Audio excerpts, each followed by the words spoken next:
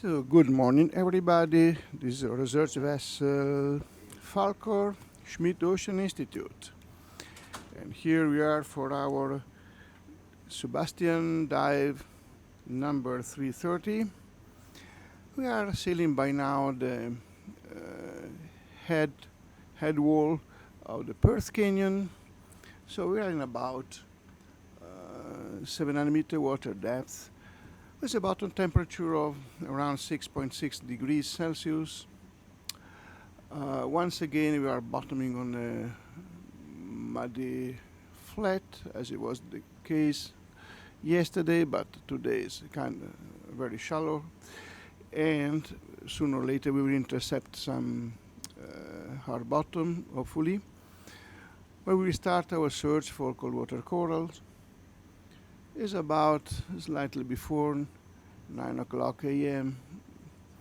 Australian time, and we are off the western margin of Australia. Here is the control room of the Falkor, and the first pilots for the morning are as chief pilot is Adam Wetmore, the Canadian, and next to him we have Chris Ingram from Michigan. Other people that are populating the control room by now are Deb Smith and Jimbo, MTs of the Schmidt Ocean Institute, responsible for possible action on board, including multibeam mapping, what is key for our exploration, and also assisted by Dan Doremia, and for filing the data. This time of the day we have Anna from the Western Australian Museum in Perth, helped by Todd Bond, ichthyologist, student in fish ecology from Perth as well. Expedition leader Julie Trotter from the University of Western Australia in Perth is also checking the strategy of the current dive, plus myself, Marco, that is the double duty of helping with description of the sea bottom by filing or transmitting actual information to Anne and Dando, and also to be given my position next to the pilot to talk about the development of this further dive. That is the 16th on the row of the Canyon Coral adventure that started more than a month ago in Albany, and that will soon end in Fremantle, so practically in Perth on Wednesday. So still we have a few dives to go, always remembering that the metamarine condition may interfere by limiting or impeding any remote operating vehicle observation and dive, but so far Perth has been okay, so we did 3 dives already. This is the 4th, and we expect to do possibly 2 or 3 more. Okay, the strategy of the day is that we are really let's say the head of this long submarine feature that got to be known as Perth Canyon. In fact, it is a submarine canyon, inactive in a sense. That means that is not one such canyons that are in size in the continental margin, but they are still connected topographically to some river incision on land, being simply or simply the prosecution seawards. This feature is sort of a canyon lost at sea, so something that was more active in the distant geological past, but now, because of geological evolution of the margin, is somehow disconnected by anything that was actually the situation that originated. So by now is a very long meandering funnel, bringing actually depth from 250 down to more than 4,000 meters into the vast abyssal plain of the Indian Ocean. It is the most remarkable such feature along the Australian margin.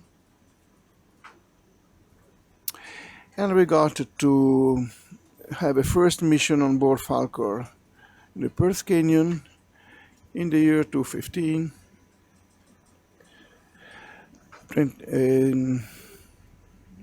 So 5 years ago, at the time, I was Malcolm McCulloch, again a geochemist from the UWA in Perth, leading the expedition. He's by now, of course, in this same team, back to the Perth Canyon, with some veterans on board, beside Jolie, and Malcolm and myself.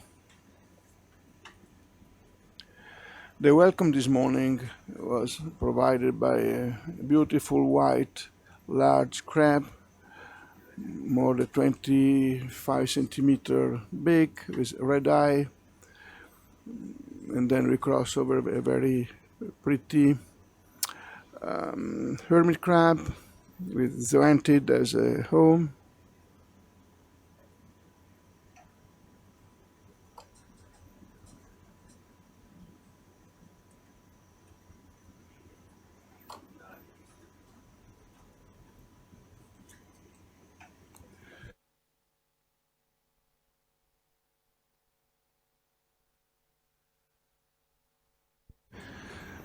So now we have this tiny member of family Maide, spider crab, that was trying to confront the ROV. He succeed. Now we will move away because we cannot face the risk to compromise the ROV in front of this powerful jaws. Close, so we go.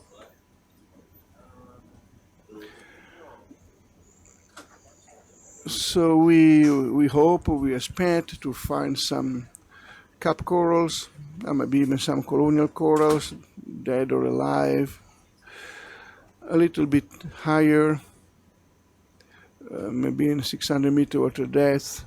But of course we need hard bottom for the settlement.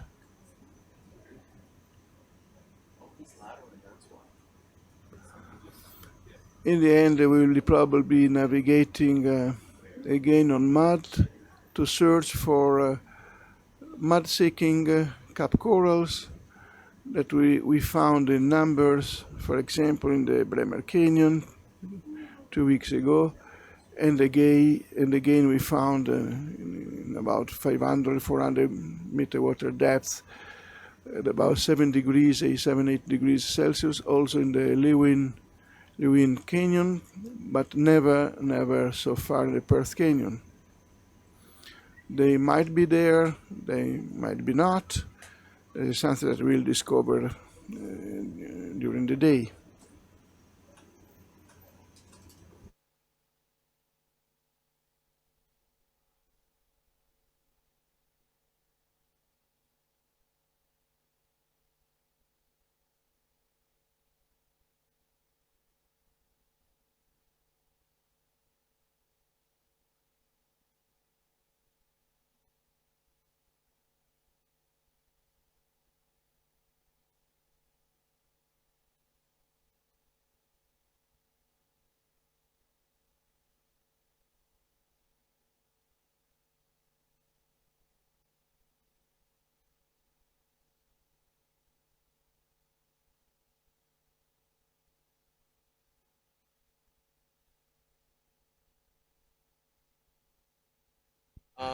We have DSPL lights, deep sea power and light lights.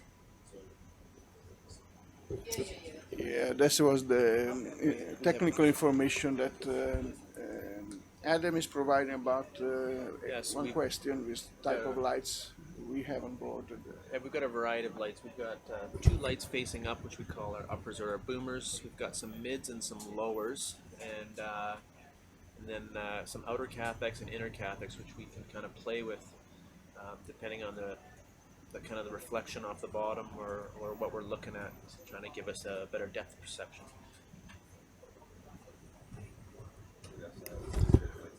Okay, so thank you, Adam. So, of course, the ROV team knows everything about the SuBastian. It was especially designed for being the sole unique dedicated ROV on board Falcor by the Schmidt Ocean Institute. So they know everything from the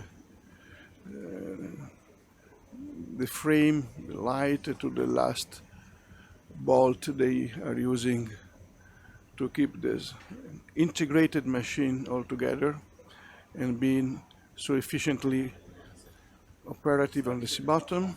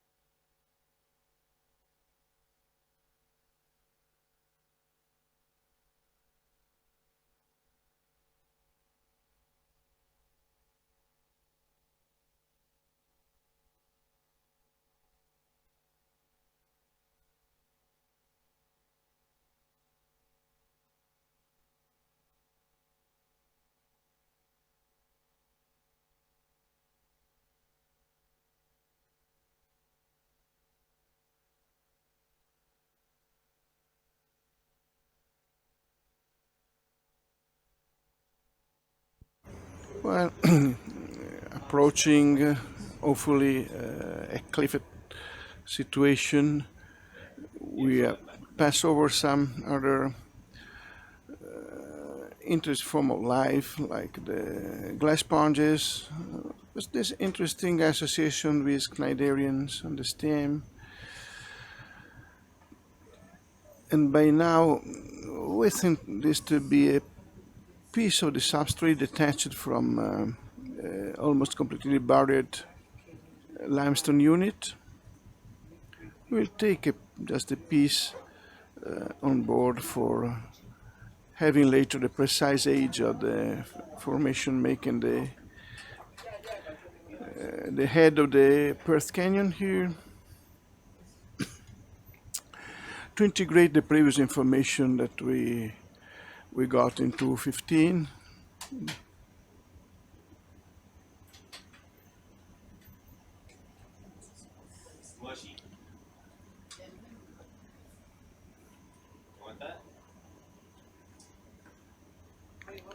Obviously very friable.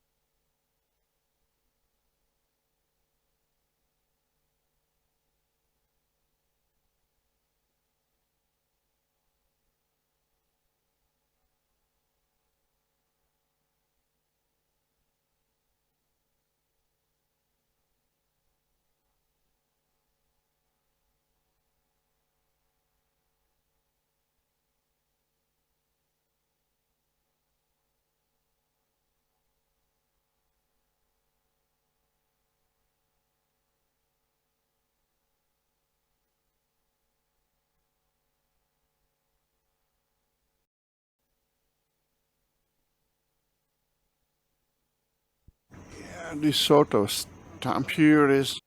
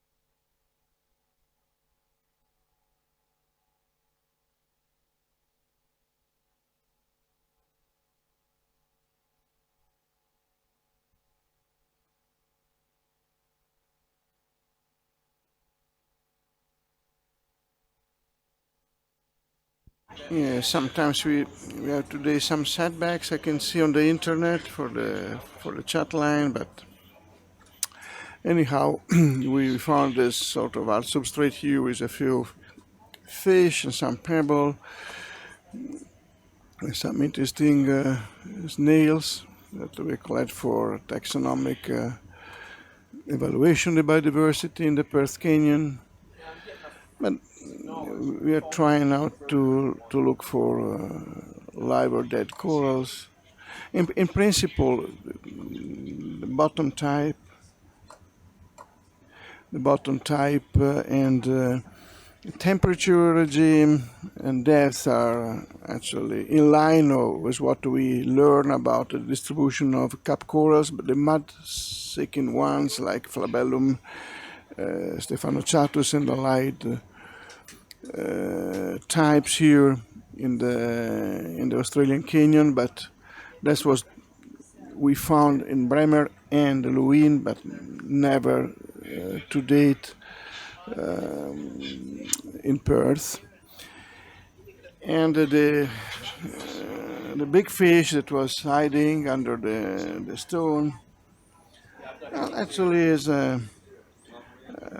all likely a cutthroat eel.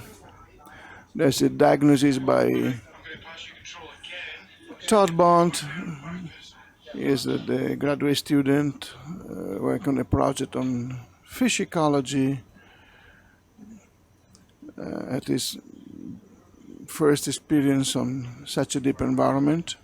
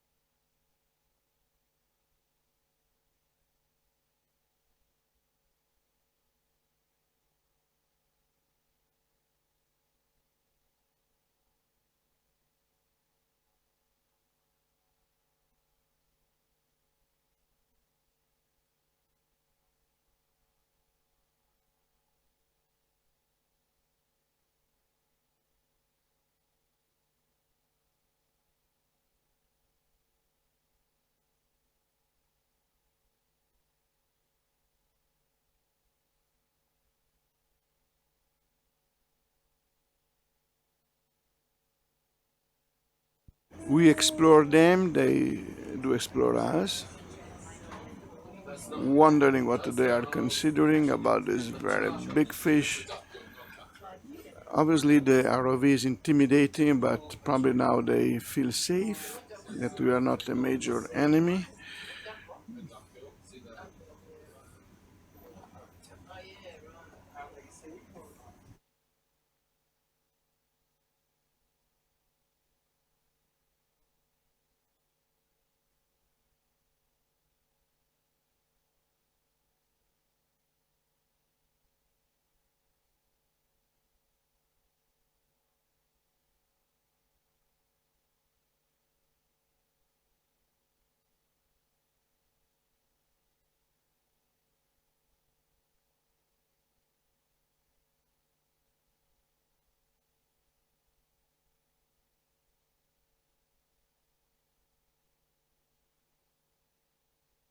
Interesting. Yeah. Should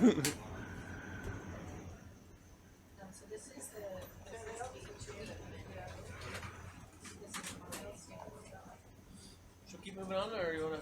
Yeah, no, we can keep going. Sure.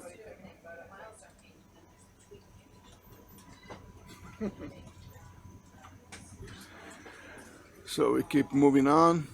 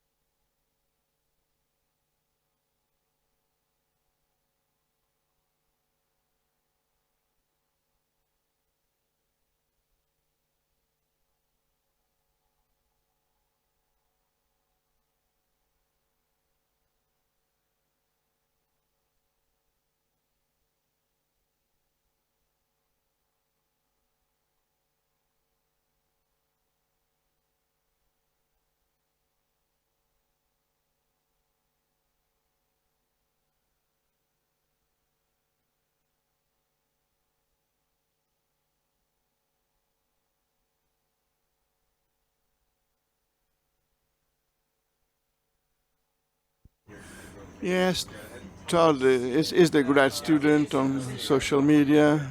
Was actually discussing something on Facebook days ago, and is also obviously part of the any social activity reported by the Schmidt Ocean Institute regarding the current expedition. And actually, yes, I've just had a short talk with him. So his experience for the deep is based on also on infrastructures that they put on the bottom of the coast of Western Australia. So he has knowledge about fish ecology from shore to about 200-meter water depth. And by now, of course, the ROV SuBastian is adding first-hand information about the ecology and ethology of, especially of demersal and bottom fish. On occasion, we observe action in the water column as well. So it's a good addition for this project.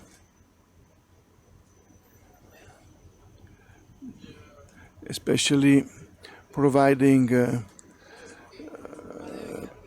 providing information between the seldom explored depths between 300 and 2,000 meters.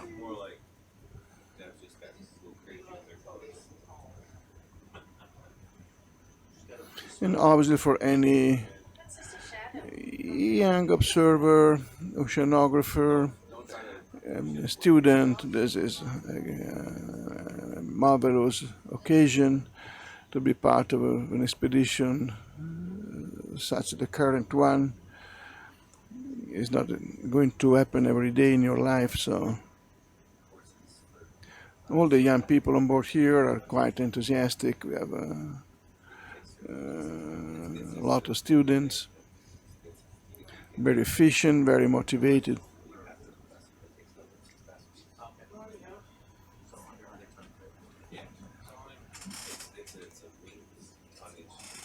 They will provide surely a good return of the privilege they are enjoying, like us, to be part of this unique deep ocean expedition with top technologies and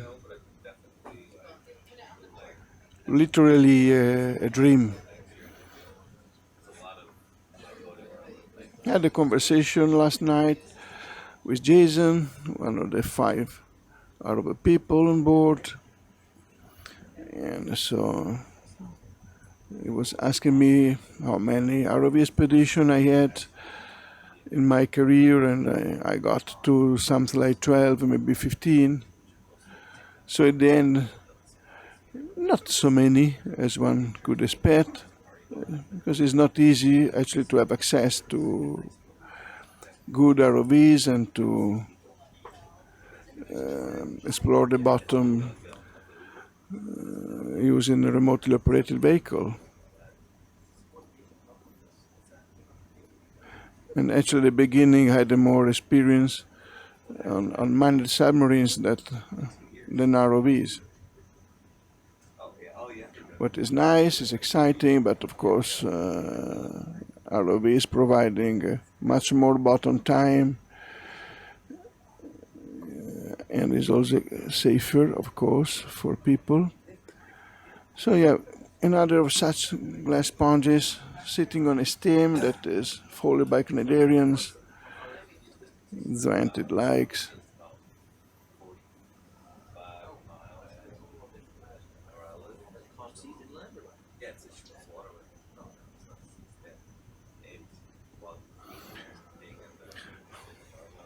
They are consistently associated, so it should not be by chance.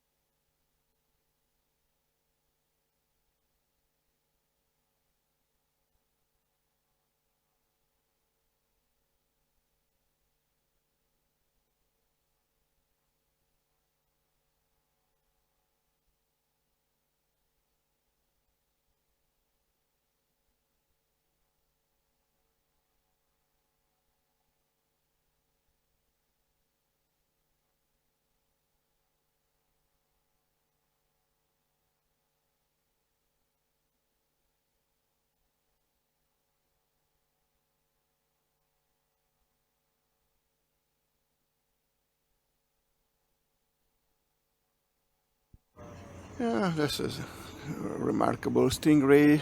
Surprisingly, um, we haven't seen so many so far, although we travel, I would say, long distances on mobile bottoms, on sandy, muddy sediment, where this kind of cartilaginous fish love to prey.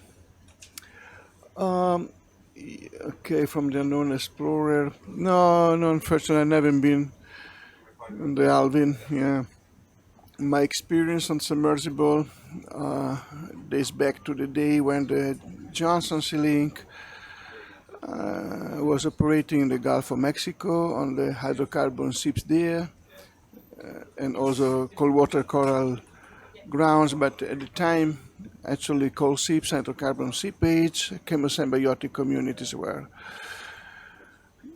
more interesting to me than the coral grounds. So I had to decide on which or two I had to concentrate and decide for hydrocarbon seeps. And later I was involved with the Iago exploration of the cold water coral reefs, this time off Norway. Iago is actually is a mini submarine, only two people. You don't go deeper than 400 meter. It's very handleable, but it's very small. But it's great time because off Norway we have a place called Solar Reef, and there the cold water coral, colonial corals, Lophelia, they are running for miles and miles, covering a ridge 40-meter high. So it's a really great view. Biodiversity is very high. So we basically the situation is totally different from what we have seen of Australia, where we have this, let's say, kind of small coral communities, but never making a complete or large coverage of the bottom at any place. In the Atlantic, the situation is quite different. They even may form mounds, millions of years old and 100 meters thick, through the accumulation of coral frames, but also the sediment that corals help to trap through some buffling they do on fine particles on the bottom. So at the end you get this coral mound where, like coral reefs, in fact, you have coral flames, but so much of the coral rock is in fact mud and sand, and the skeletal production by a number of other organisms, all compacted in one kind of solid reefal situation. But with exception, corals may even be a minor component in sectors of any tropical coral reef. And the same applies to the deep sea counterparts.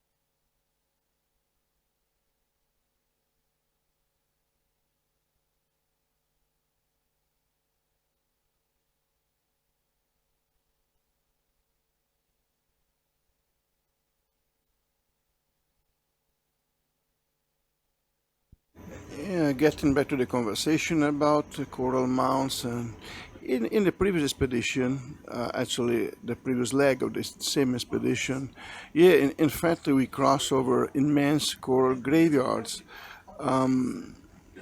but it's for let's say for such Australian canyon standards.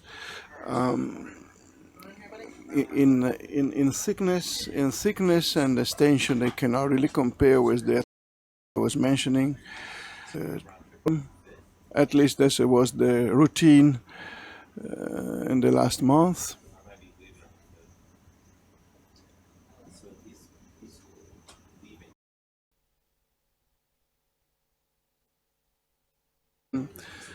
Also combined with the backscatter response of the bottom, we intercept our first cliff here. And now we start for searching for cap corals.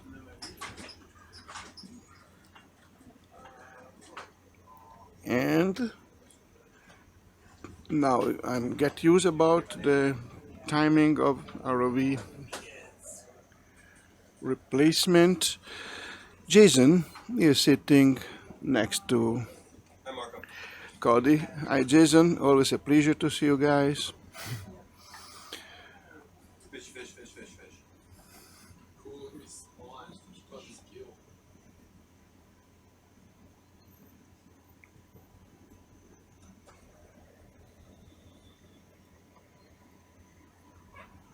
What were you saying about this one? It's got this spine on the top of his gill.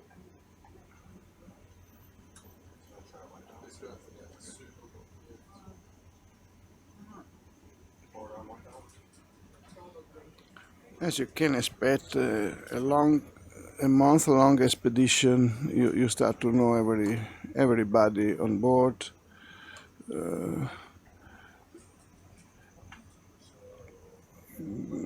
Appreciating the value and the skills.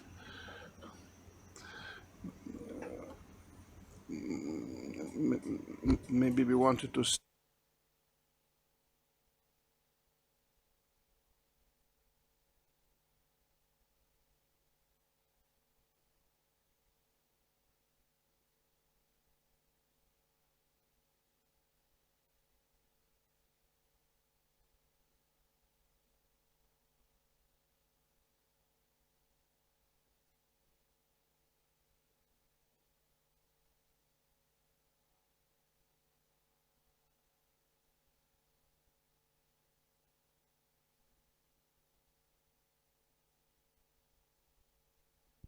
and obviously everybody has his own attitude for example, among the ROV pilots. I can even recognize the pilots who are working even without seeing them, by the way their eyes are following the target, the selection of the gear, the way they fly the ROV.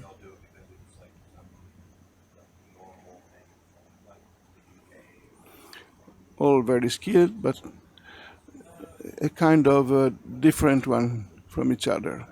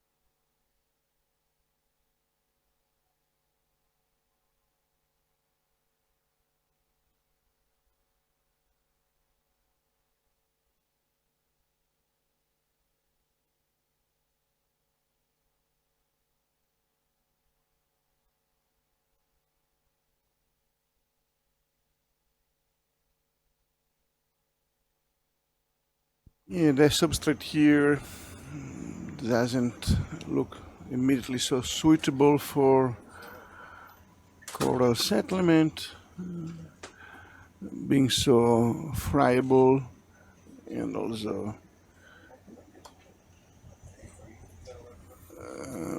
a little bit draped by mud. Nevertheless, we are not discouraged because in Bremer Canyon, in a similar situation, we got plenty of solitary coral attached to the chalk. But any place, its own story, so we cannot generalize, but it's only to say that it is always possible.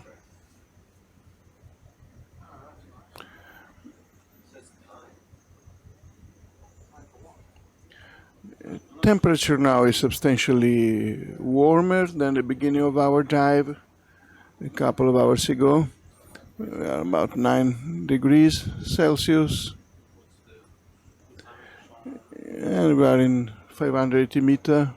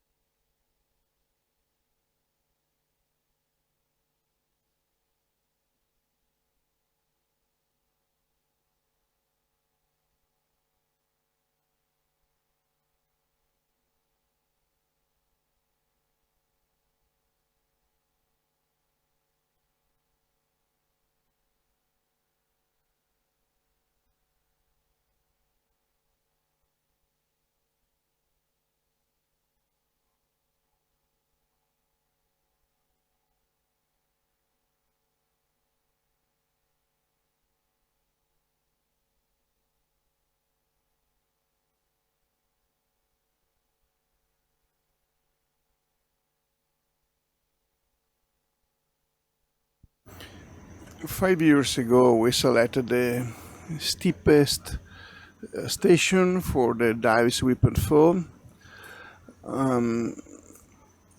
In a way, actually, giving no priority to sites like the one we visited yesterday or the current one, because by analyzing the Multibeam maps, it was a little bit clear that hard rocks, hard substrate were cropping at some specific sites in the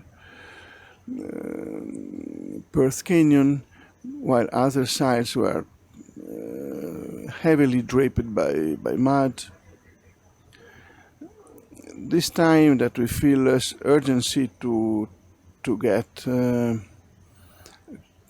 corals from Perth Canyon, since we already collect many 5 years ago. We also give priority. We prefer to prefer to have a look at site that we haven't seen before to complete our ecological and assessment of the Perth Canyon, and also to integrate the habitat mapping.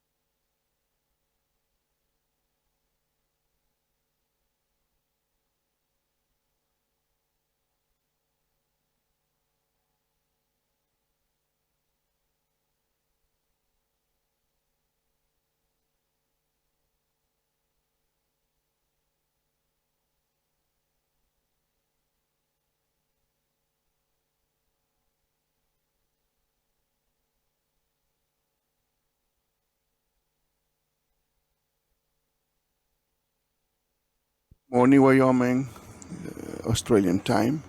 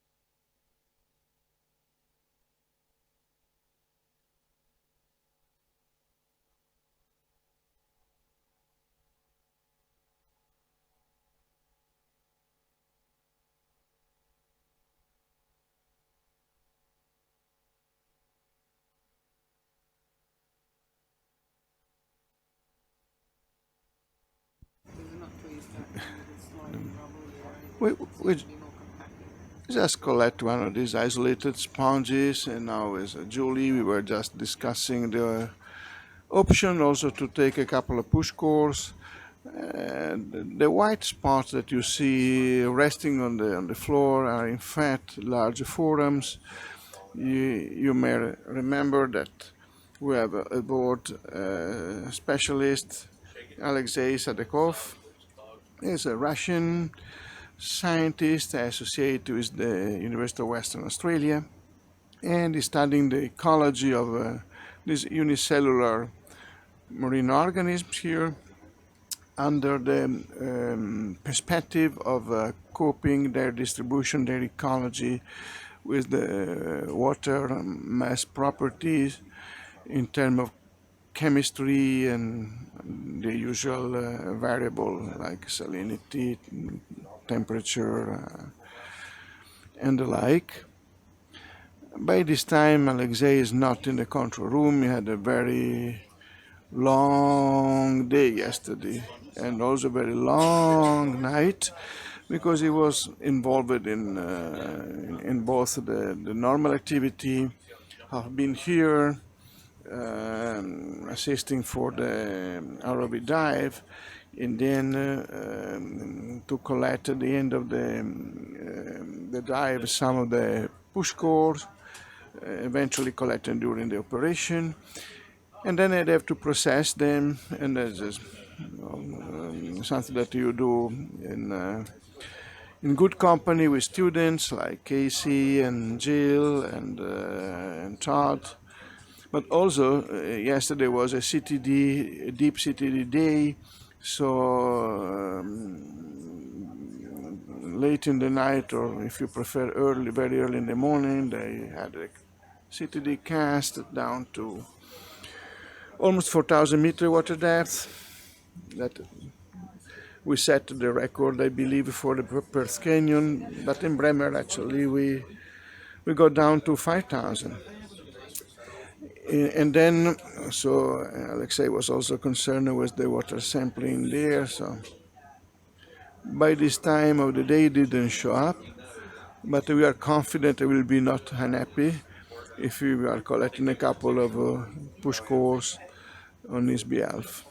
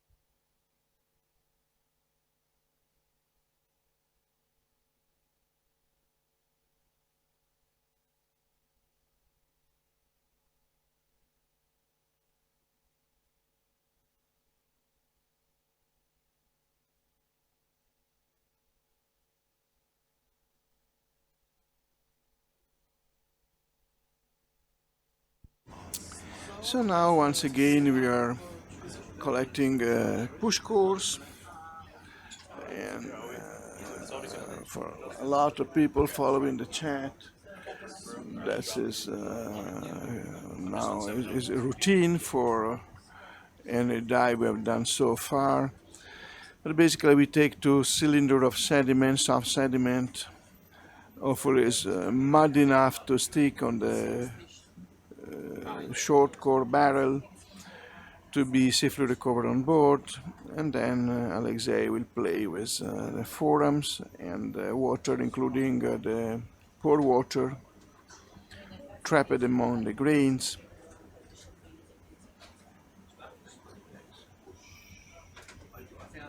Actually, everything is based upon some assumption that variable parameter that are obviously unappreciable by us. We may think that everything here is exactly the same.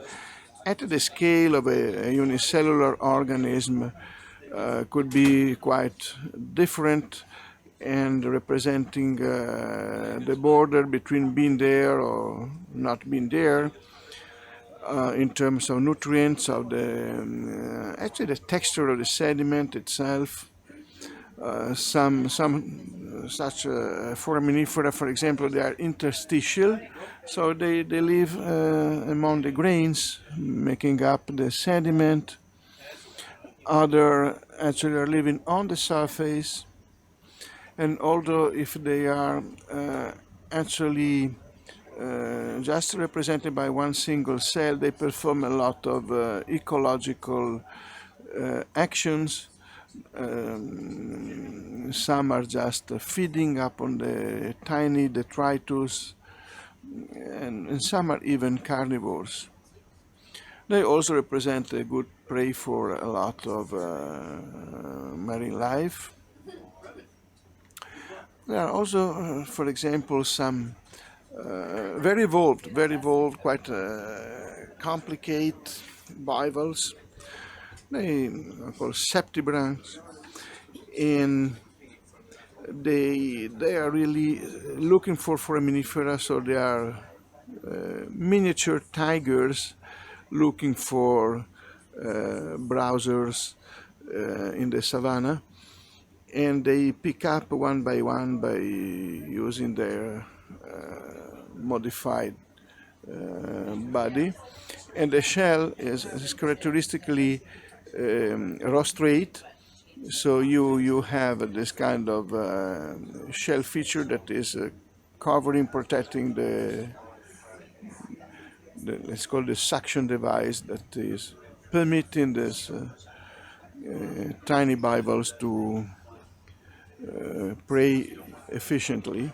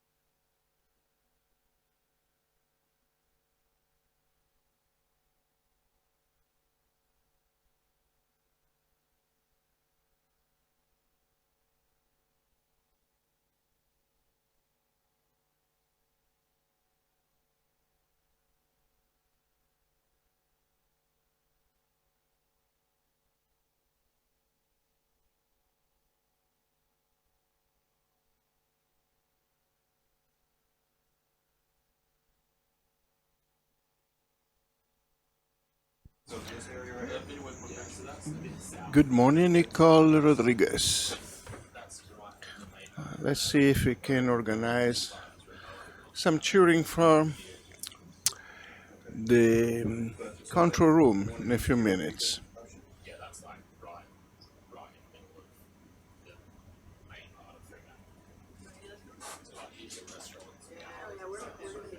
And good morning to Kay as well. And Nancy from Idaho.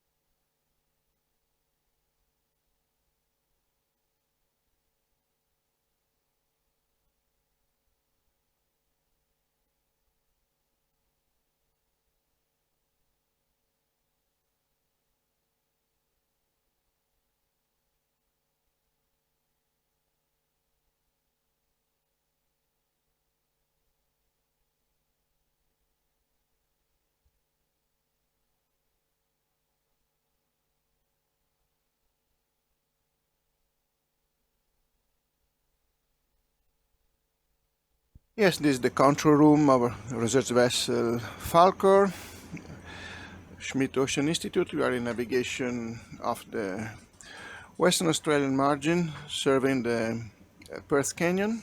So pilots on duty in this very right time are Cody and Jason. Hello. Expedition leader Julie Trotter is in the room together with Todd Bond, Anna, and Dando, and Deborah Smith, following dive 330.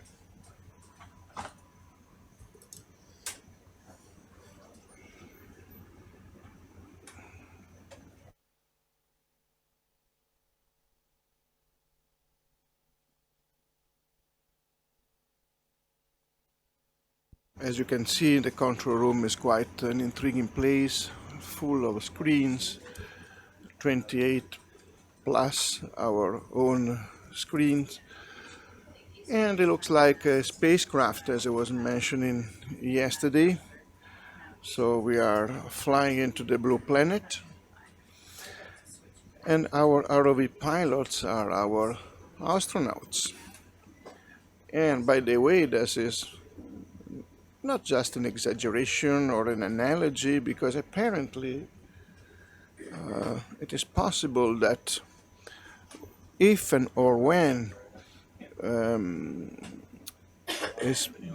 spacecraft will get to Europe and start in exploring the frozen ocean of that moon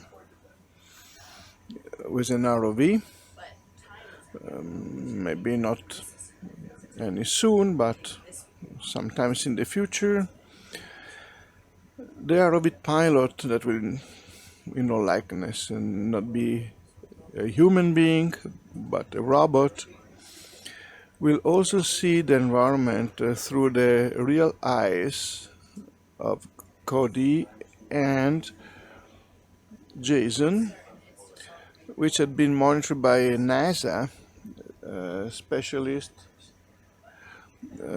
during one of the Falcor expedition, exactly for the purpose to see how skilled ROV pilots are watching around the environment where they have to navigate, to fly, as they like to say,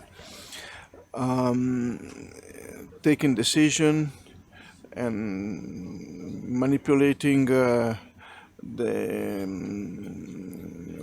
robotic arm and so on. So actually turning into a software, and then the hardware represented by the robot, the human behavior and human skill. I think it's quite a fascinating story that I was told by Jason last night at 11 p.m. after the end of our work for the day. Although still have some samples to look after. So basically what happens to all of us is that we spend a lot of time here during the day to assist the ROV dive by describing and filing data, helping to take decision on where and what to sample. And after 12 hours, the ROV is back on deck. The 5 members of the ROV team, then they will fix and secure SuBastian on the deck, and then they will provide green light to the scientists and the students to go there and to recover the samples for the different purposes, from the push course to the biological sample, to the geological sample, to the corals. And there will be a very frantic activity in the web lab, sorting, labeling, and this kind of things. And then you will extend well into the evening and the night for further description, the binocular photographic documentation. So sleeping is not the first activity on board the expedition, for sure. Yet there are rules that are obviously obliging the personnel, all of us, to get some reasonable. Yeah, I see it flashing. Yeah, I can see it. Reasonable resting time in order to be always attentive and careful in your activity. It's not a good strategy to have overtired people on any delicate operation, and one can imagine. And so on board Falcor, we are very well treated. It's a superb kitchen staffed by Peter and Gregorosh. So our German and Polish cooks, that are doing an amazing job every day for breakfast, lunch and dinner, and late dinner for the night shift, to ensure high quality food to people on board, quite diverse, getting into due consideration also the special food requirements that are more and more a characteristic of nowadays society.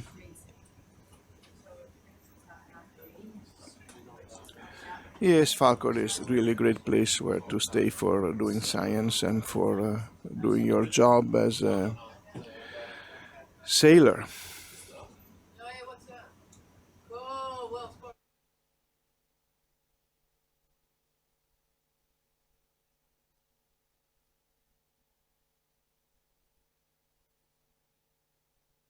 And by now we are start to be happy because it was about time that we found stony coral for our project. So we expected this rather monotonous environment to be home to some special sort of cap corals. That was very much the case in Bremer and also in Lewin Canyons on the southwestern coast, but it was not the case before during our Perth expedition, 215 expedition. But at the time we were not focusing on flabellum and allied species. We were mostly focusing on, let's say, hard substrate are substrate corals.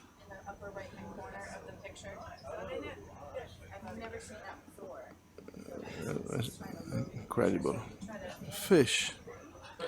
And we will get some info by Todd very soon. He's actually walking the bottom, and the fins turn to behave like feet and hands. What kind of fish is that? Oh, got it. Oh, yeah, there he goes. Oh.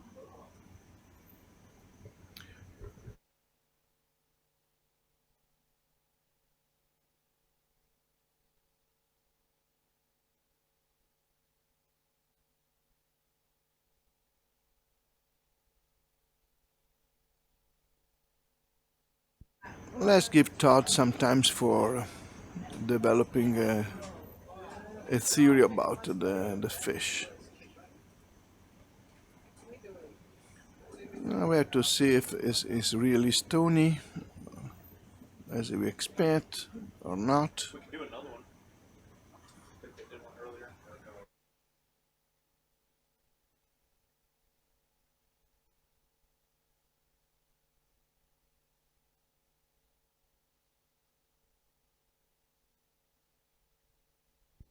It's exactly as you expect. Julie doesn't want it to get the the sample because geochemistry is based on pictures, of course. Where do you want it to go? Square it up for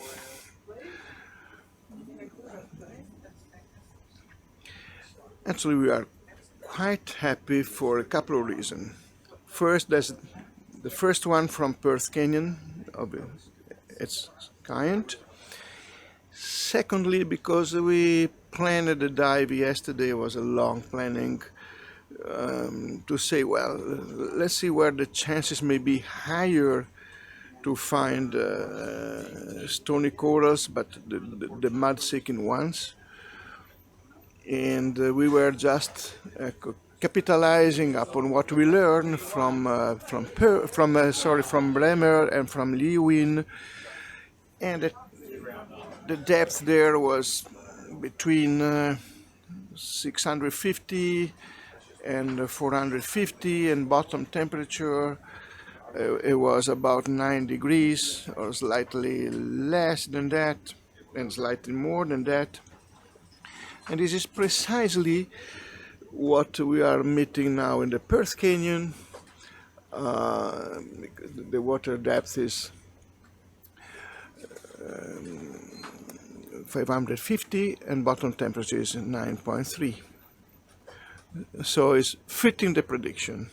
And as one can imagine, scientists are always very happy that on occasion your prediction turned true. But it's not always the case. Our expedition on the bottom of the ocean in 3,000 meter water depth, it was not boring. We met a lot of different form of life, especially very nice sea cucumbers and acorn worms, a number of crustaceans, occasional fish.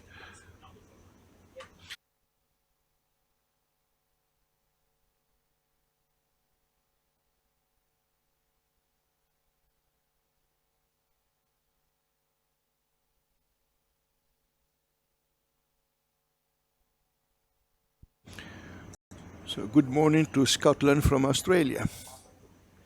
Actually, the supervisor is from Scotland, Russell Caulfield. He may come into the control room anytime.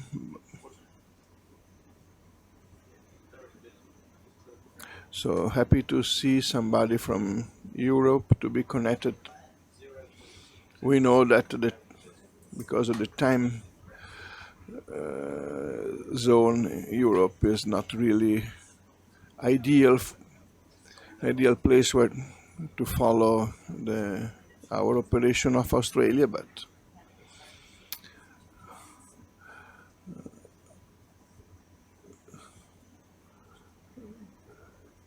it is like that.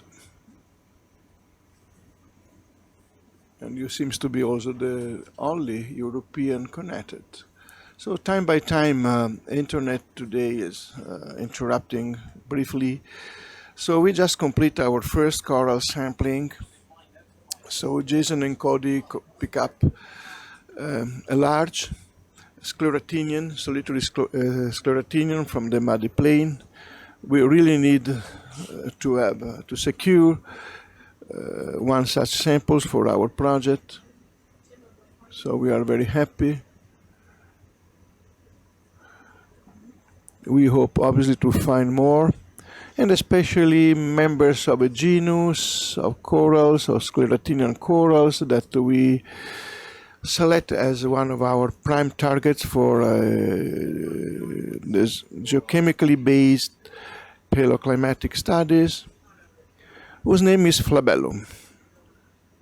And flabellum in ancient Latin language means fan, because they are kind of fan-shaped corals. At least some of the species in the genus, others a little bit more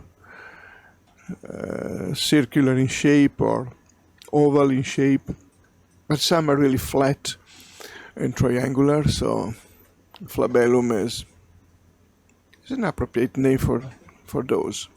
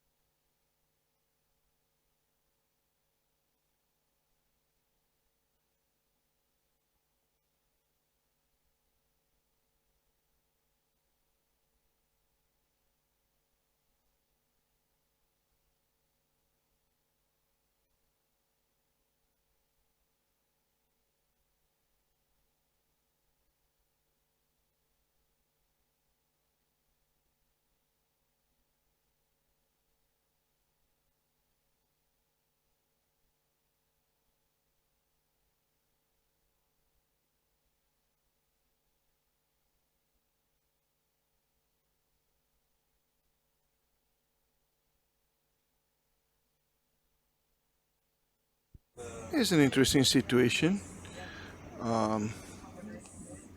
to have the sea star actually associate maybe in a traumatic way with the coral.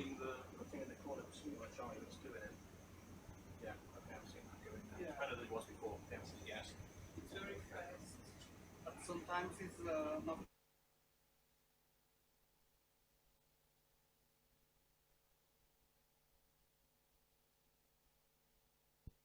Yeah, it's not a coral, obviously. That is explaining also the. Would be very strange to have a. Actually.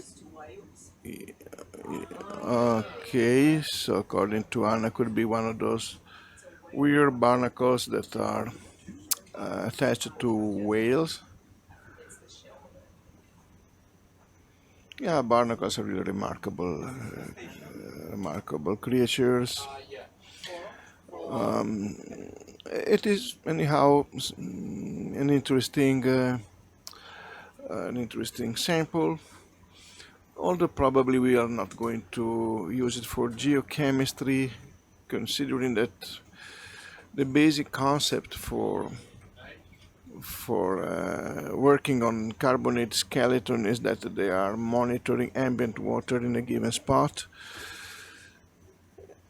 and whales tend not to keep fixed in the same position, the water column, for too long. So anything calcifying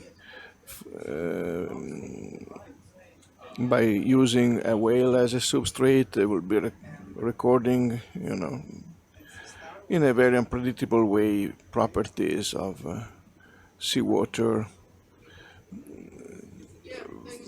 Very, very different in terms of bathymetry and also geographic location by knowing how intensely they migrate seasonally. Although, for example, a lot of interest is paid by at least some geochemists in studying the otoliths that are the tiny aragonetic bone-like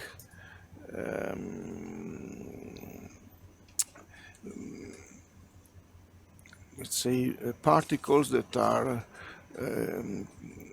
contributing to earring for fish, and they also have fish normally. Okay, some are demersal or kind of permanently resident on the sea bottom, but most fishes are moving around, as we obviously know.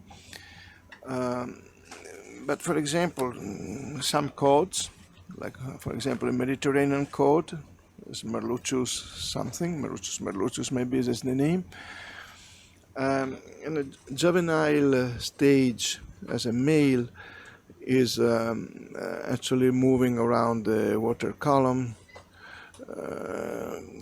and then when it transforming into a female in the adulthood, it will be more, let's say, more a demersal deep sea benthic resident. So briefly, the otolith will show different isotopic signature according to age.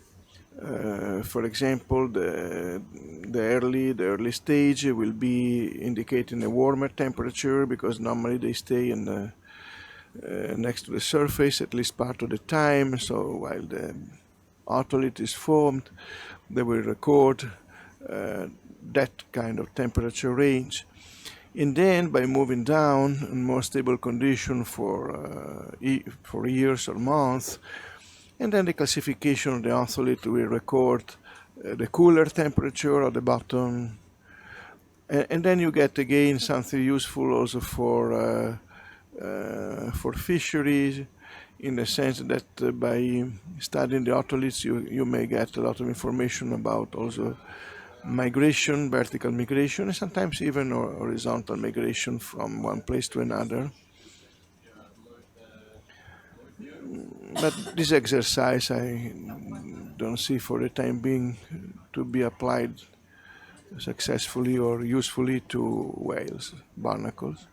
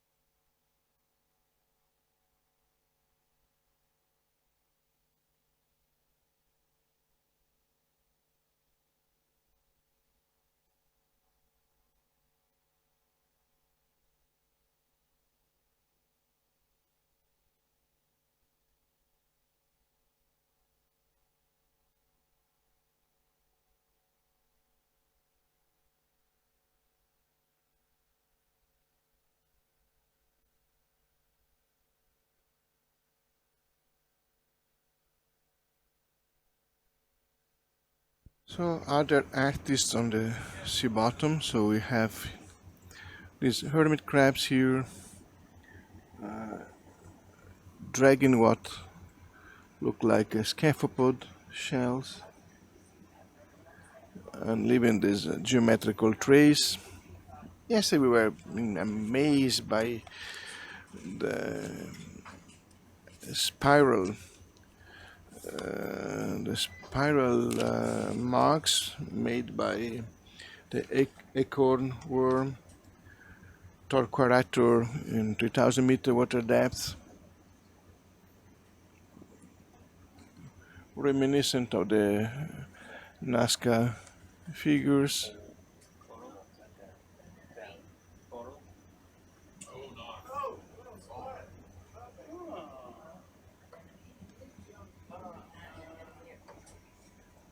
Not sure.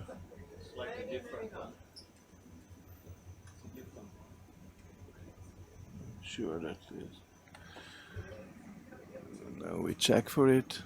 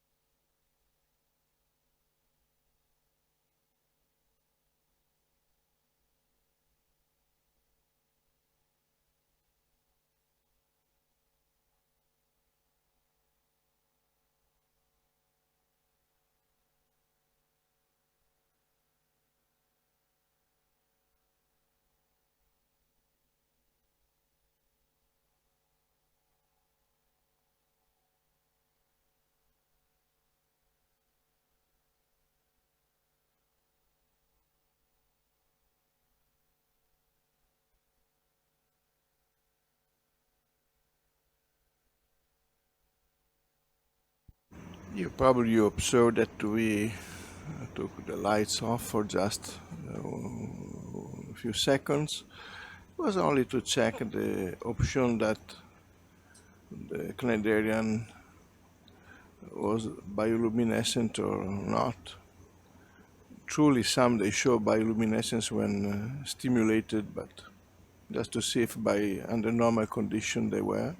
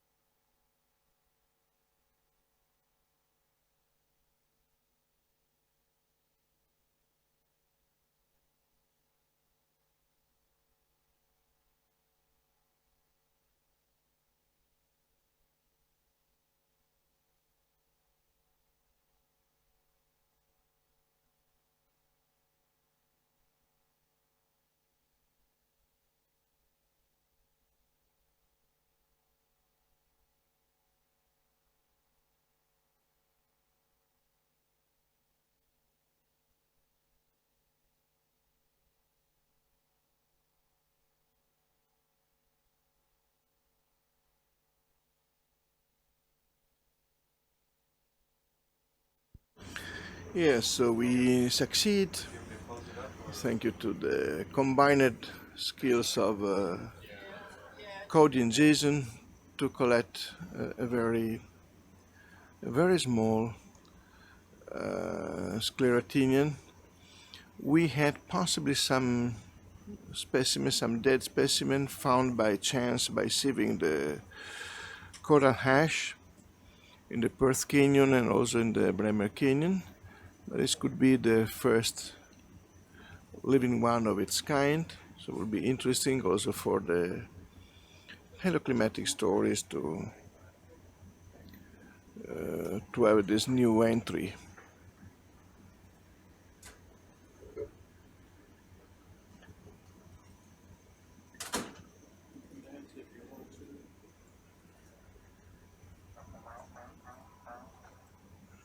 Lasagna's pretty good. Recommended. What's that? Lasagna. Lasagna. Lasagna.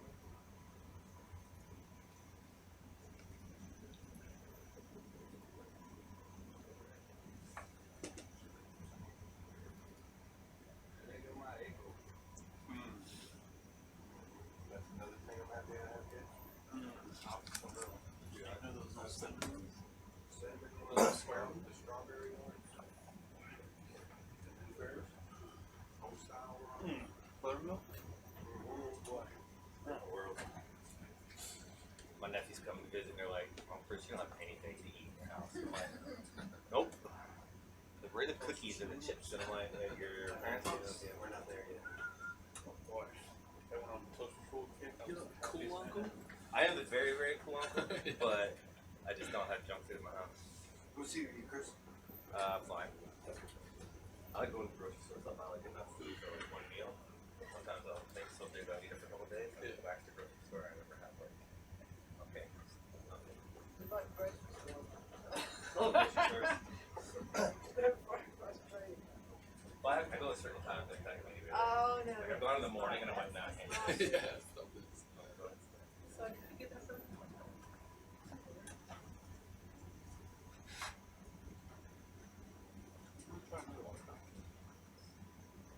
Oh, that's right.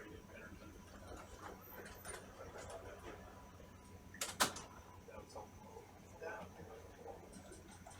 I'll put it in that light.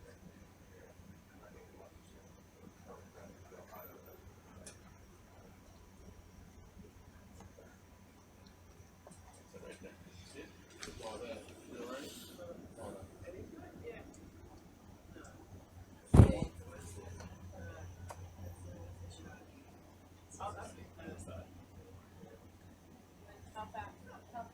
how long ago did you have the Anthropic?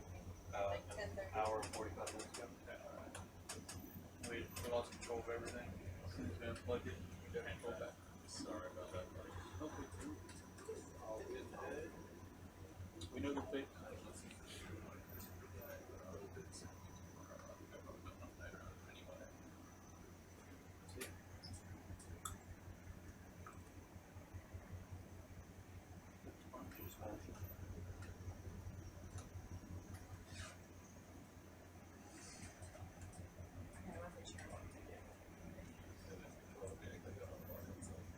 No, I meant like if you wanted me to stop. I figured.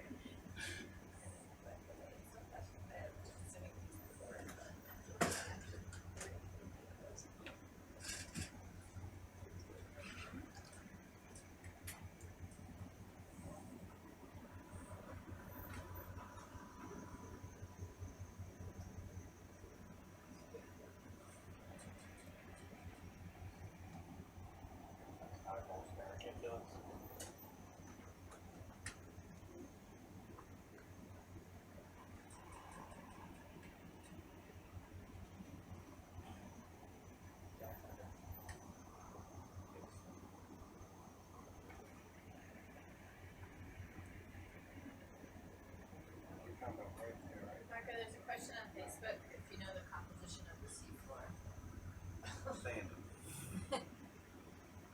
It's a loaded question, I think. Yeah, that's anyhow it's an interesting and pertinent question. The composition of the seafloor. Ours, there is not just one single composition. Depends where you are. It responded to a variety of situations, from shallow to deep. Let's start where we are now. So here we are in a part of the world, the Perth Canyon, and in about 500 meter water depth on a kind of a flat plateau. So what happens in such kind of situation? Such kind of situation is normally that you get mud, and this is why the bottom looks in fact muddy. And the mud is where from? And this is not always such an obvious thing. Coming to the specific area, the world that you are visiting now, mud is by large produced through river discharging their load, their suspension in the sea. But here we are not in a part of the world, Western Australia, where there are important rivers. Actually, off Perth coast, we have only the Swan River as one of the major rivers in the region and a few small other ones around here. Nothing comparable, for example, just to give some classic example of large rivers producing enormous amount of mud sediment, like the Amazon system or the Ganges system or the Mississippi River, or get into smaller intermediate rivers between the Swan and the Amazon River, maybe just to the Rhone River, the Po River, the Mediterranean, the Nile, and so on. So basically not much mud is taken into the system here by rivers. And also you may observe another thing that is quite whitish, and when we are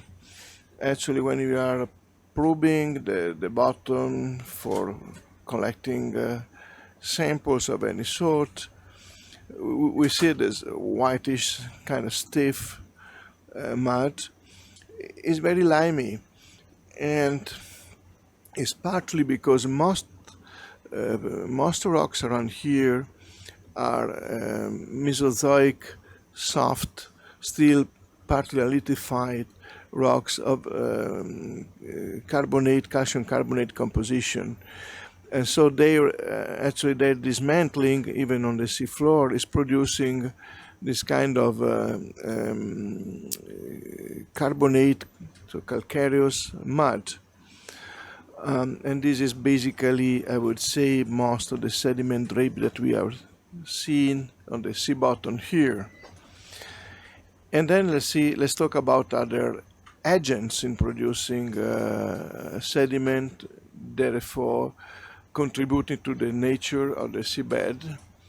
There is Irene's question on the chat, on the Facebook chat.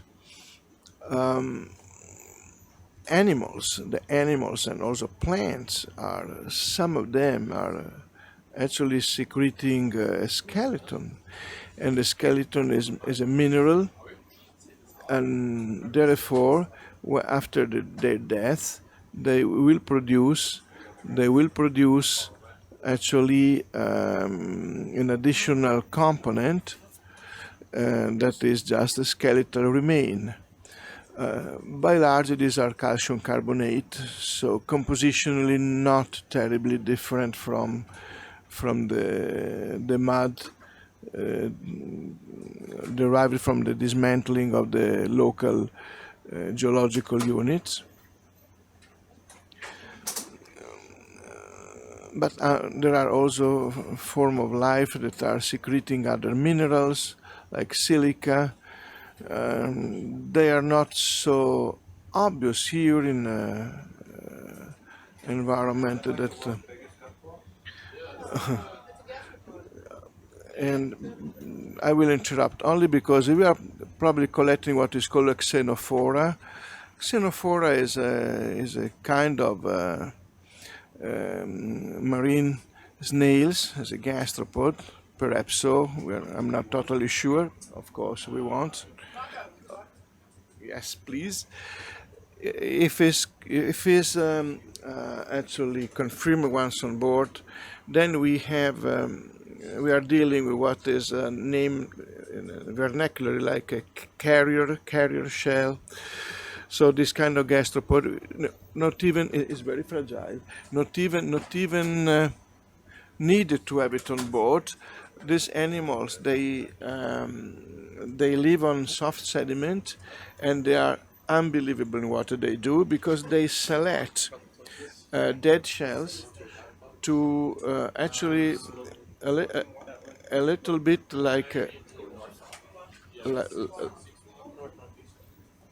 like ornaments, but also to keep the shell a little bit projected out of the bottom.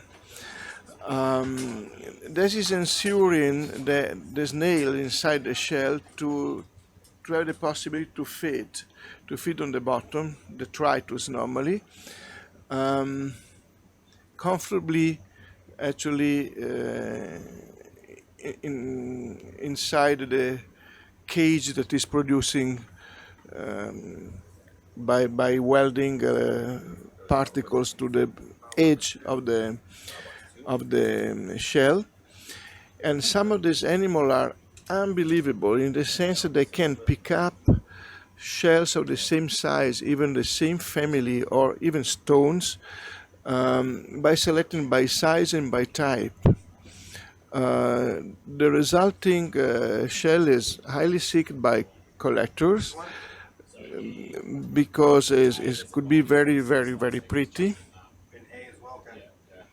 There are even giants in the family. Recently, one shell has been described from the Pliocene sediment in Italy, in the Apennines, and the diameter was about 30 centimeter, and it was welding a lot of big stones on the shell, and so it was impossible when it was allowed to be seen on the gravelly bottom it was living on.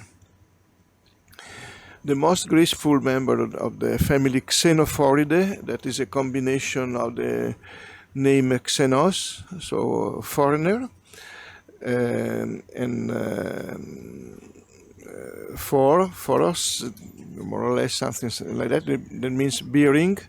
So they bear exotic things, so carriers in a way. And they can be, especially when they are living on the bathyal fine mud, they secrete an ultra delicate shell, and again they use to weld a piece of even corals, cold water corals, when you are lucky. If you are looking for those, it could be a nice collection of them, or very, very rare or very pretty other shells, in order to extend like appendices the shell in a way that they do not soak into a very watery mud. So these are strategies. The discipline that is studying this kind of behavior is normally called functional morphology, that implies that the shape of the animals and the plants is not by chance, but that there is a reason for it.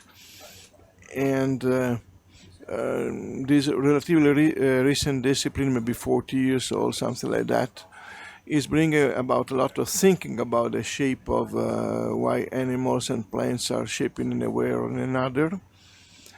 And also for paleobiologists is good, because then you turn your mind in thinking why the skeleton, the shell of a long extinct animal, or just a bone, was like that, which was the function for it.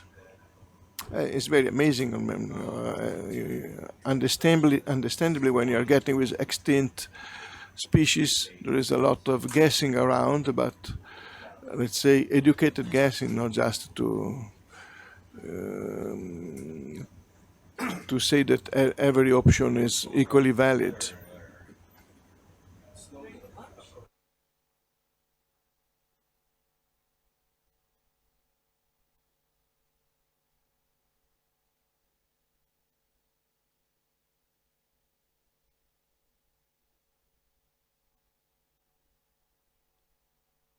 It is lunchtime on board Falcor, so obviously the implication is another shift going on.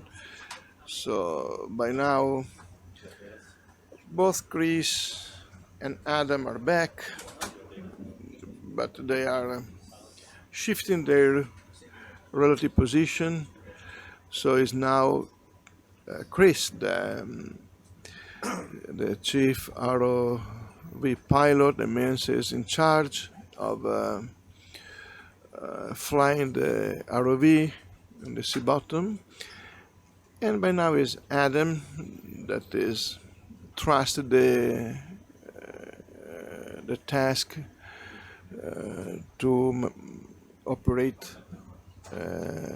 sampling devices in the case we wanted to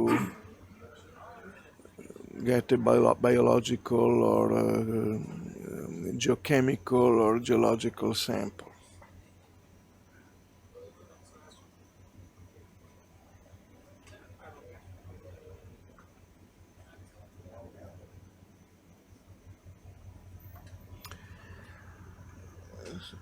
So it is about 12 Australian time, and here we are on board research vessel Falcor, the Schmidt Ocean Institute, operating the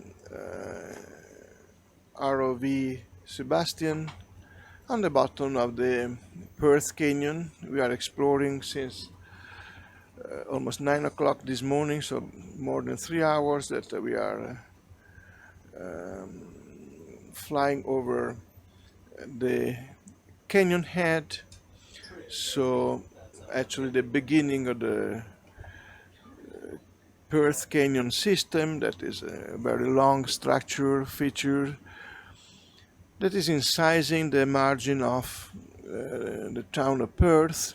It is about 60 kilometers away, something like that, for more than 120 kilometers, meandering through the cutting through the basically Cenozoic rocks and sediment forming the margin here, and cutting through the Bathyal Plain into the Indian Ocean, some 4 kilometers water depth, 4,000 meters.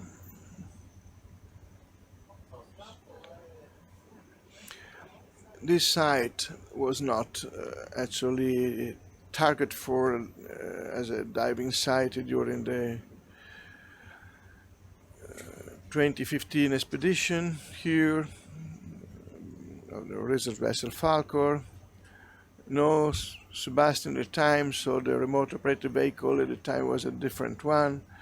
It was leased expressly for that mission, led by Malcolm McCulloch, that is still part of the mission here, led by Julie Trotter, both a geochemist at UWA in Perth. At the time we were searching as primary substrate of the hard, steep cliff making the Perth Canyon, and we collect an important collection of dead and living corals for our purposes. And by now we want to integrate both the general understanding of the Perth Canyon situation in terms of sediment and habitat there, but also to look for soft water, soft bottom corals in the environment here. What we did, actually, we were successful in getting maybe a couple, maybe 3 so far. Not that many as we secure in the Bremer Canyon some 10 days ago, or in Lewin Canyon a week ago, but still good material for the paleoclimatic story.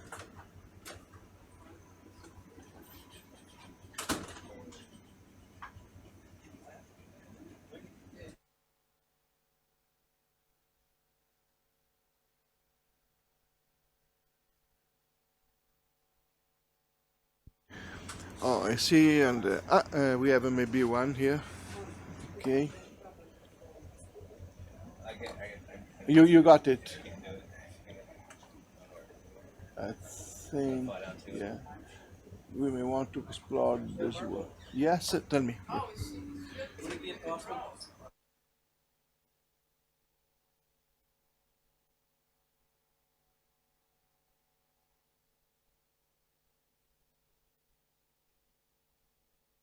So there is some action now in the control room about controlling and so on. So we spot so to recall, but also there are needs for the ROV to be operated. So let's keep going on what the top chat line is report about Carnos, cone snail. So there was a question by the unknown explorer. Hi, unknown explorer. You are a long friend of our expedition by now. And Tots also reply, yeah, in fact, we didn't actually spot a cone shell per se, but what are cone shells to begin with? They got this name because of the general shape of the snail, but that are conical. But beside this, let's be more subtle. In fact, it's a group of very evolved animals in a family that the superfamily is Conacean, that is grouping actually active predators, with characteristic also to poison, to kill by poisoning or to paralyze the prey through very highly transformed regular tooth, that is like to say their teeth, and a connection to a poison gland. Now, in the family, we have the conch shell for sure. Some known to be also on occasion be mortal to humans. Is a toxin that is highly efficient. They have to paralyze on occasional even fish to be ingested by large fish, proportionally to the conch shell, to be ingested by the gastropod, or normally other mollusks or worms and so on. But as let's say, a superfamily is also including members of, it's called Theurids and other families that in fact we collect and we observe by the number here in the deep Perth Canyon and Bremer Canyon and Lewin Canyon bottoms. So real cone shells we haven't found. They are very, very extremely rare at depth. They are immensely more common in shallow water, especially in a tropical setting. They can extend with a few members up to temperate waters, but no more than that. So cones are tropical to warm temperate sort of snails. But conaceans, yes, they occur here, and we collect and we observe many.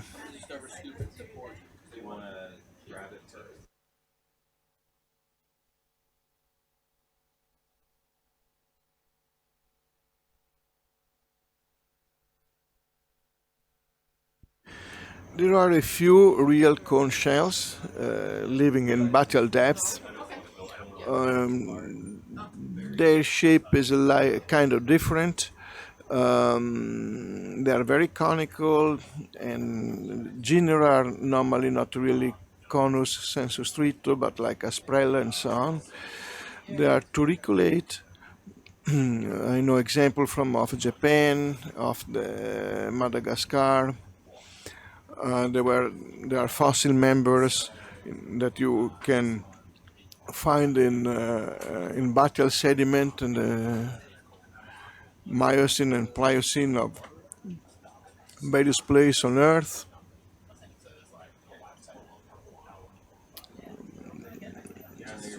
They are quite pretty and being uncommonly found, also often collected by let's say amateur malacologists.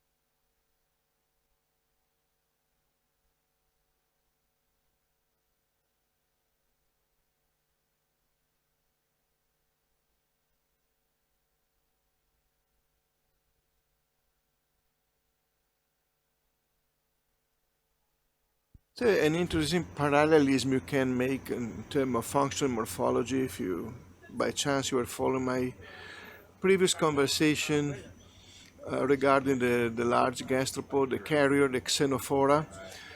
I was mentioning that they produce appendices to their shell by welding exotic material, normally other shells or corals. In a way, the same behavior, so as, let's say, evolutionary speaking, I would say convergence in functional morphology is represented by this tiny Scleractinian. You see that as some of legs or a projection of the discoidal body, likely to anchor the animal to substrate that is soft. It may preventing, for example, to be scooped away by currents. Another occasion when the mud is very soft is helping the coral not to sink into the sediment. Not the toilet one, the one behind the toilet.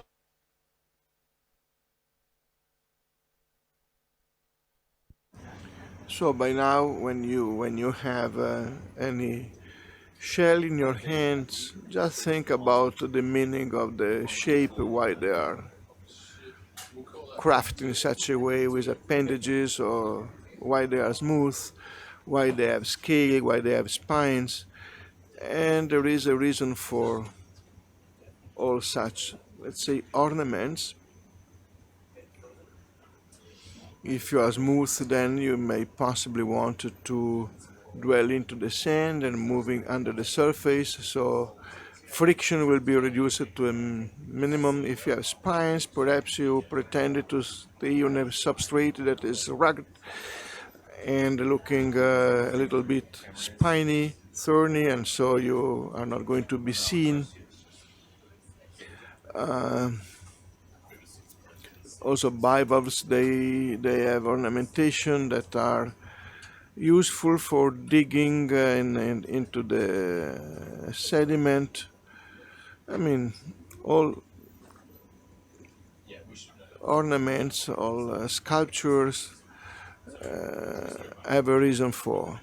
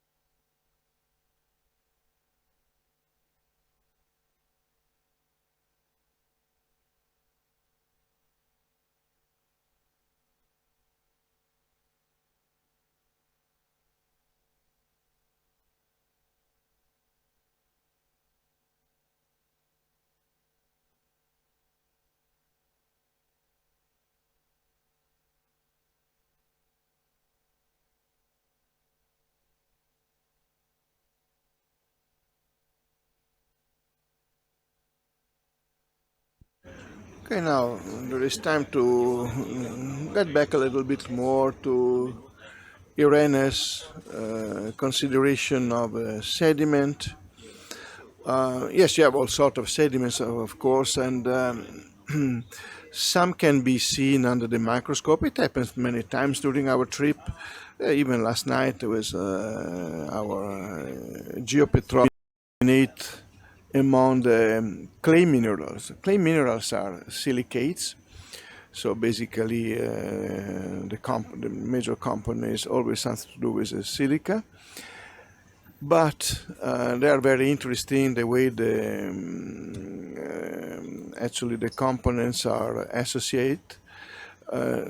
One characteristic of clay minerals that are very important also for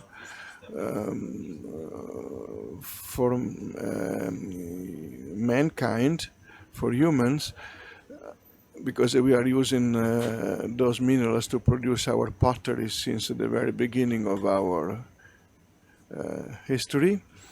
If you want a porcelain Then you have to use a kaolinite, that is a very specific, compositionally speaking, kind of mineral, clay mineral, and so on. So they cannot be resolved under the microscope. Yeah, you can even try with a scanning electron microscope, but the way they are organized is not really so clear cut. So you have to go through analytical procedures most of the time. But the opposite is for the other, I mean, in minerals that are at least in the grain size of coarse silt up to sand, and so on.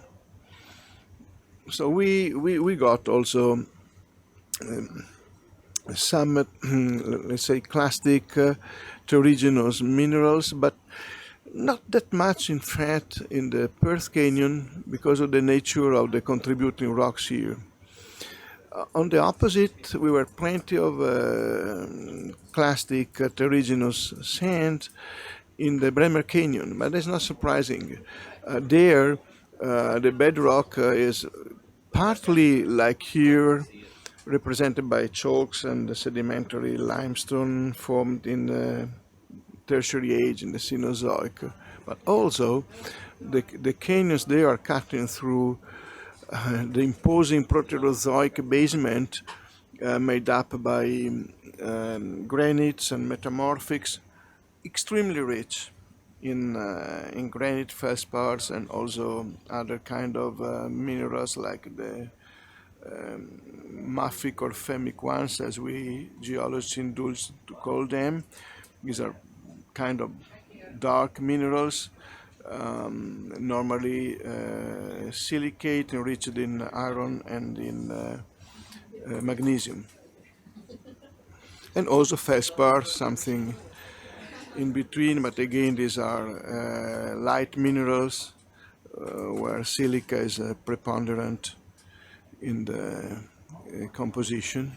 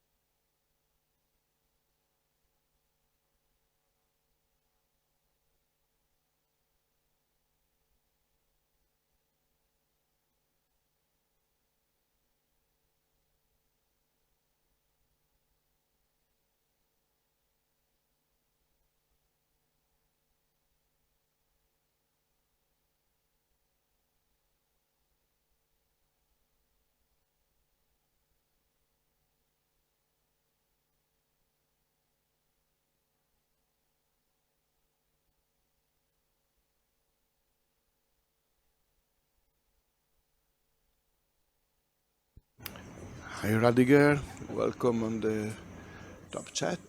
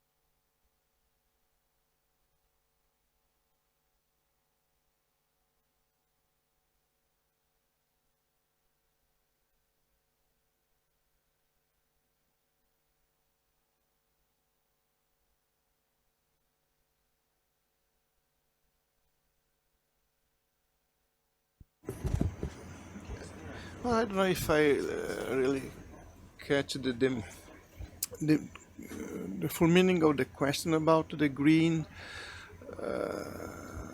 cast from olivine. Olivine is not one of the minerals that is participating to the sediment here, and actually is not even a terribly common component of sediment almost anywhere, unless you are associated to, I would say, by large basaltic situation. In such a case, maybe you may have olivine among the component, or the disgregation of xenolite or ultramafic rocks, but this is not really in the compendium of rocks that we know from this area.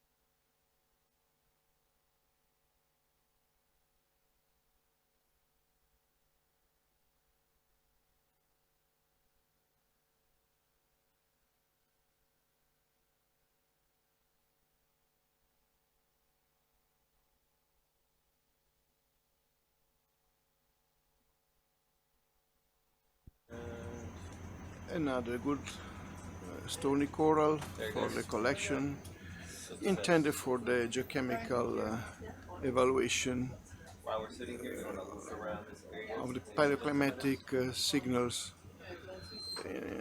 in the Southern Ocean, and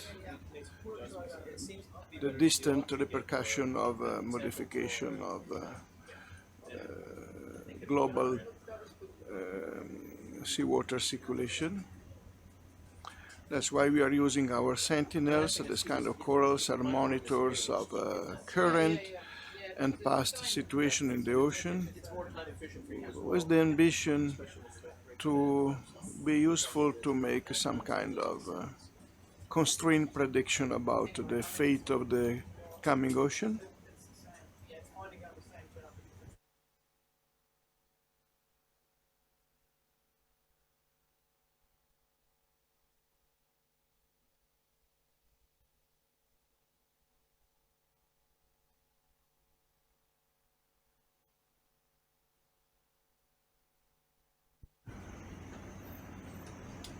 Morning, Mom. And there's Grace, that is now is the acting as chief ROV pilot at the time of the day when we are still probing the Perth Canyon for its coral content for the project.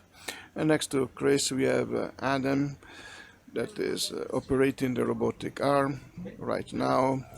They just finished up to collect another living coral for the mission.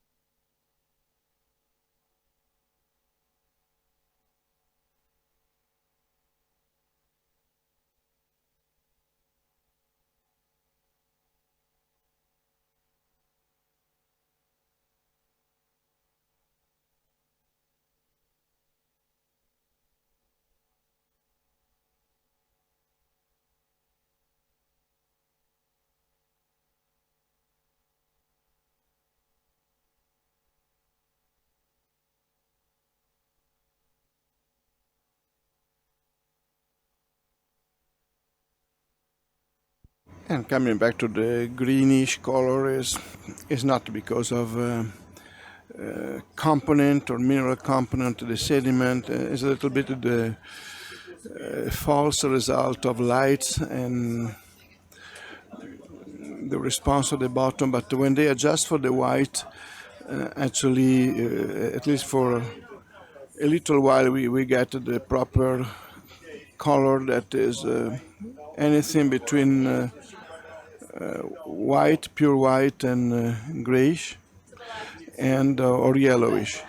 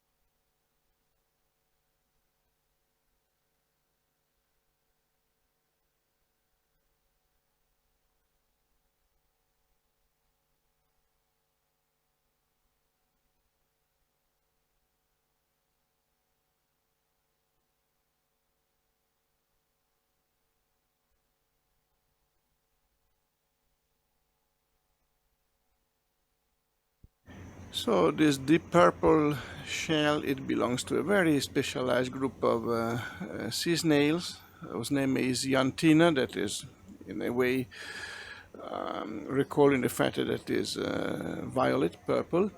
And actually is the shell of a sea snail that is predatory upon men of war. So this kind of animal life that are sailing on the surface of the ocean. And this is a parasite gastropod that is attaching to the jellyfish-like animal and then is feeding upon it. And the color of the shell, but also the animal in a way is reflecting the fact that it's completely mimetic with the host, with which it shares the final destiny, in the sense of being both drifters. If it happened that the jellyfish are stranded ashore, the snail will share the fate and the destiny, drying up on the sandy beach, since normally they are more common in tropical seas and a little bit lesser in the temperate seas. So it's not difficult by season to find maybe 100 of such snails after a storm, something like that, lining up on the shore drift.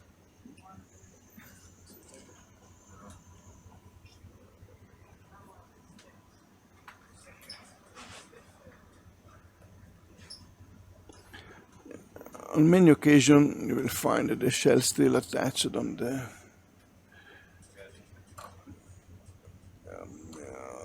the host, that is poisonous even after death. So better not to step on any man of war, any related species, even if dead.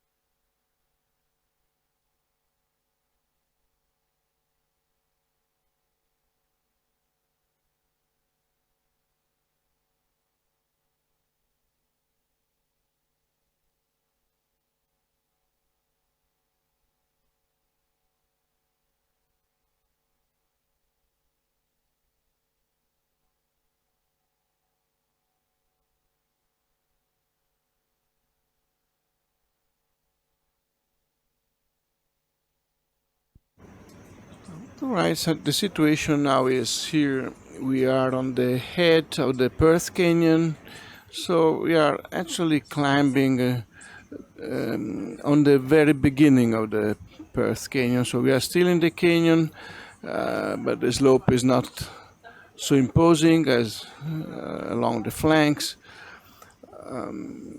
Actually, the canyon itself starts some 250-meter water depth. We are 474 by now, but topography is very gentle. Last night to prepare this dive, we analyzed carefully all the multibeam and backscattering data we have. And yeah, we saw there was not much of slope for today. But also we were interested to see if the muddy sediment here, given that the water depth was the right one and given that the temperature range was the right one for mud-seeking cap corals. So we decided to organize just the dive for looking for this kind of animals. And in fact, we found a few so far. The ground is not so rich like in Bremer Canyon in terms of coral life, but still we got maybe 7-8 specimens, but not the same diversity as in Bremer, where we got 2 species of flabellum that is our prime candidate, Stephanochatus and other Caryophilia, and maybe another solitary cap coral, solitary stony coral. Yeah, probably we got 2 species only.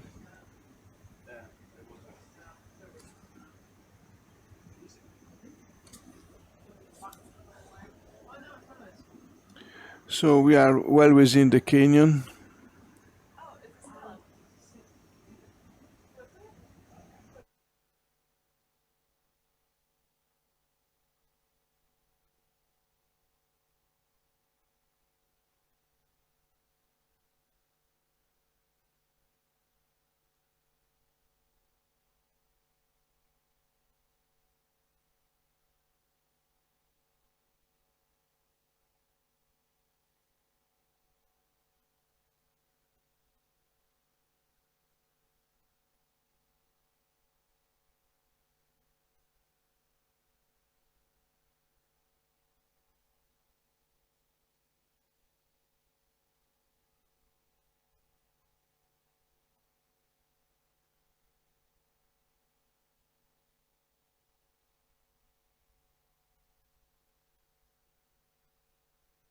These muddy environments maybe are not so exciting like the hard grounds or the bedrock ones where we have plenty of life and a lot of big fans, Cnidarian of all sorts, brittle star, crinoids.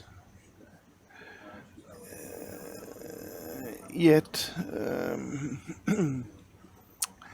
albeit maybe monotonous, we are seeing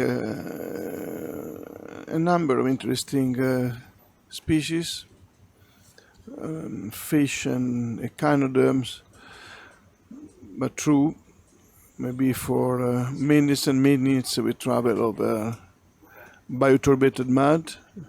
We suspect, we anticipate a lot of life inside the sediment or crawling on the sediment, but not too much macro and megafauna at any time. But is it the seabed? Not everything is an oasis of life.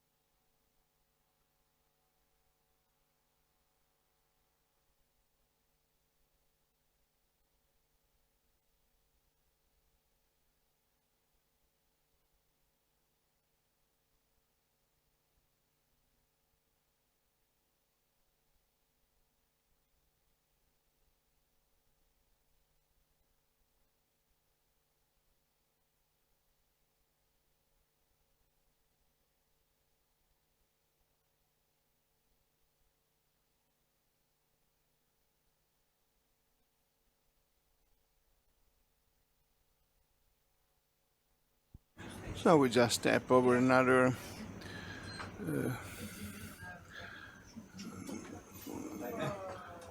shark.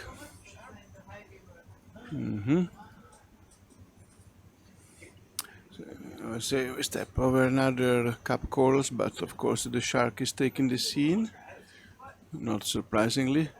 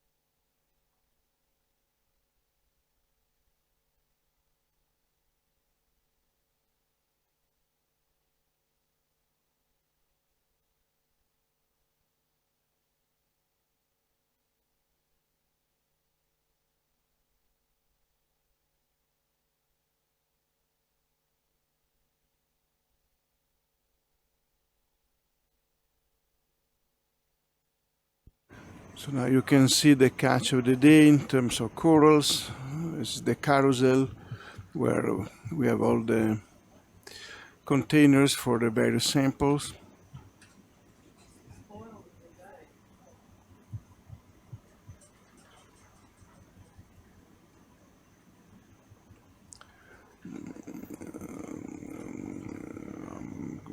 Two, three species at least.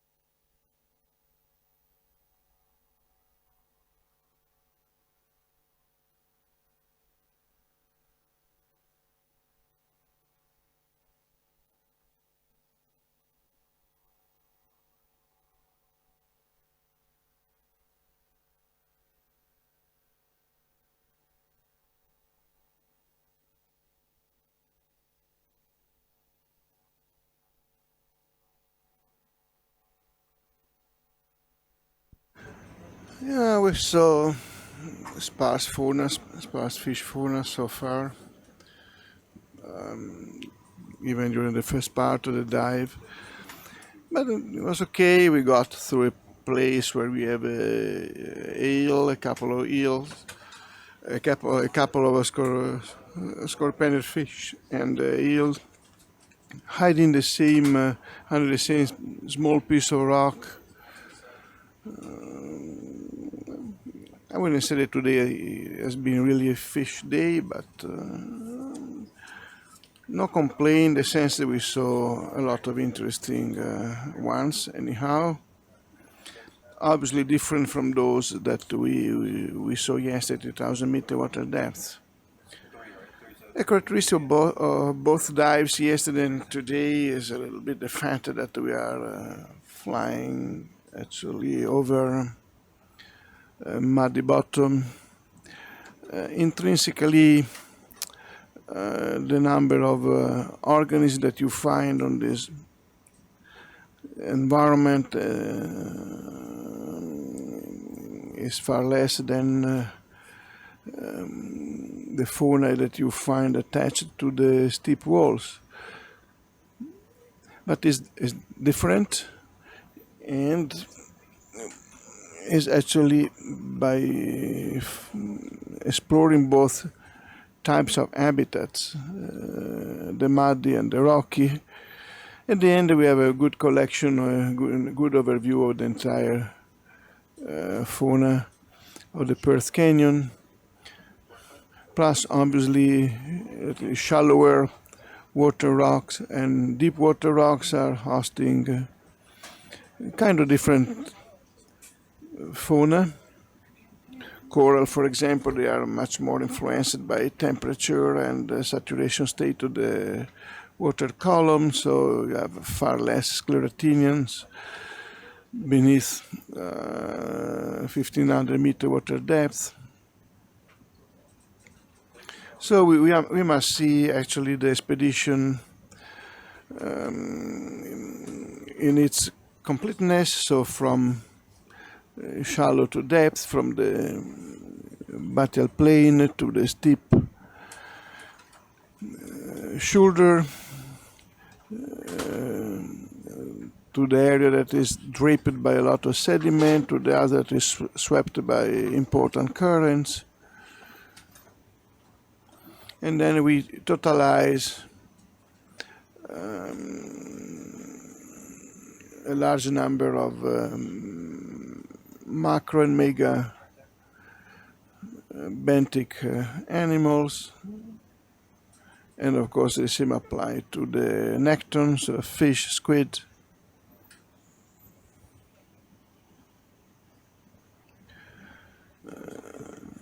Some seascapes are obviously much more spectacular for you and for we people aboard alike. But plus also we have our scientific needs, and one of our scientific goals was just to search for these sparse corals on the muddy plain. Yesterday, bioturbation by the cornworms was giving a touch, an artistic touch to the bottom. Today, this is more a classic situation with holes, with cones, some trails.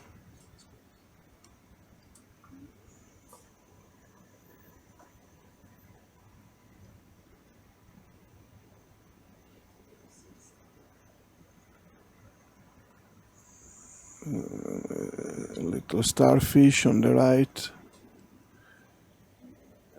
Let me check this. Just 1 second. Board side. Okay. So here.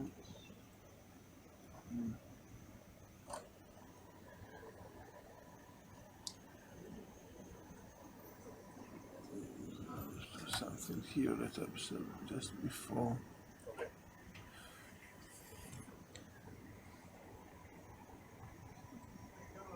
Can't see. Oh, Oh, okay, maybe.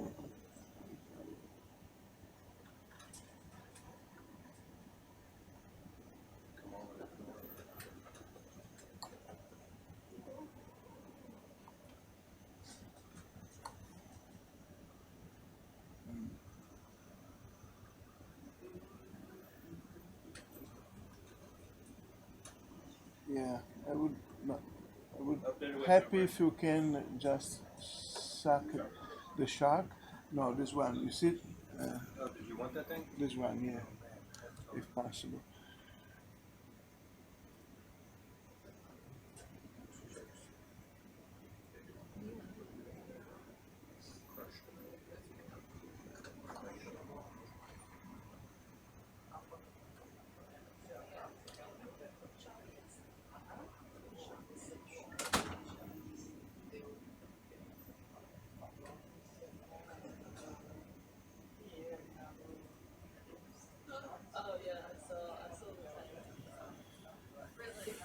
What do you want to suck up? Yeah, anywhere because there is no doubt that we are going to recognize it.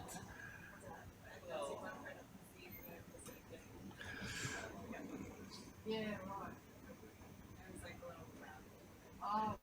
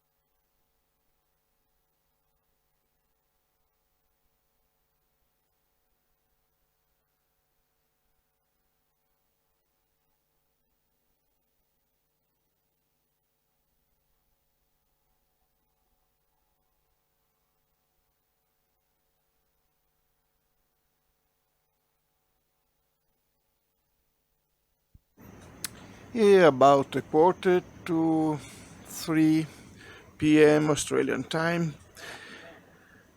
Here we are on board research vessel Falcor, Schmidt Ocean Institute. We are exploring the Perth Canyon system, just offshore the anomalous town of Western Australia. Is the big of such sort along the Australian margin, and the basic scope of this expedition that started more than 1 month ago in Albany, and start with the first ROV survey of the Bremer Canyon, followed by the first ROV survey of the Lewin Canyon, and the second survey of the Perth Canyon. Our first one was in 2015, so now we are coming back to the spot, but with the ROV SuBastian, the Schmidt Ocean Institute remote underwater vehicle. By now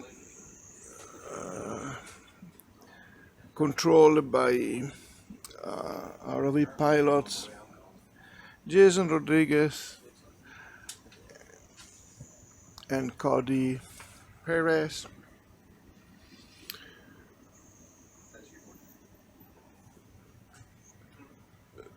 The two astronauts of the Blue Planet. By this time, Jason is flying the SuBastian over the muddy bottom, and Cody is ready to take another sample upon request.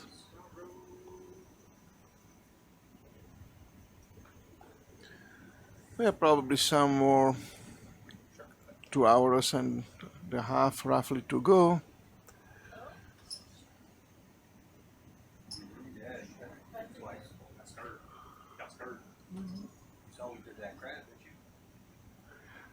Before calling off, SuBastian dive 330.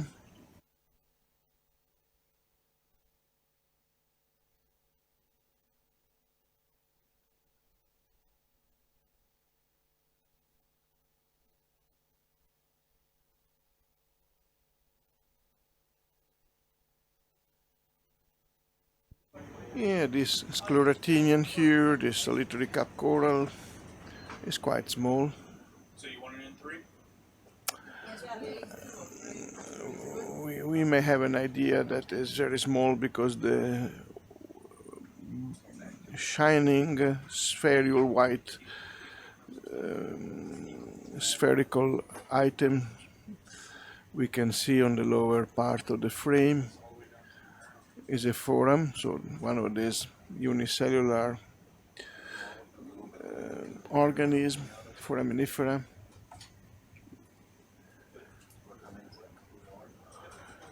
Now the scale is even more obvious because the two dots, the green dots of our laser beam, are 10 centimeters apart.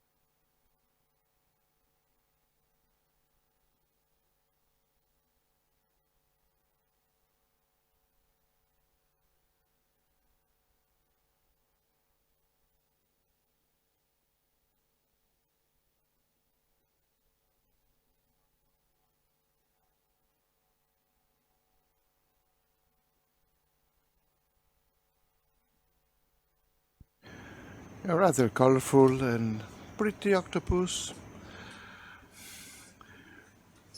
It's bright colored. Not very mimetic, I would say.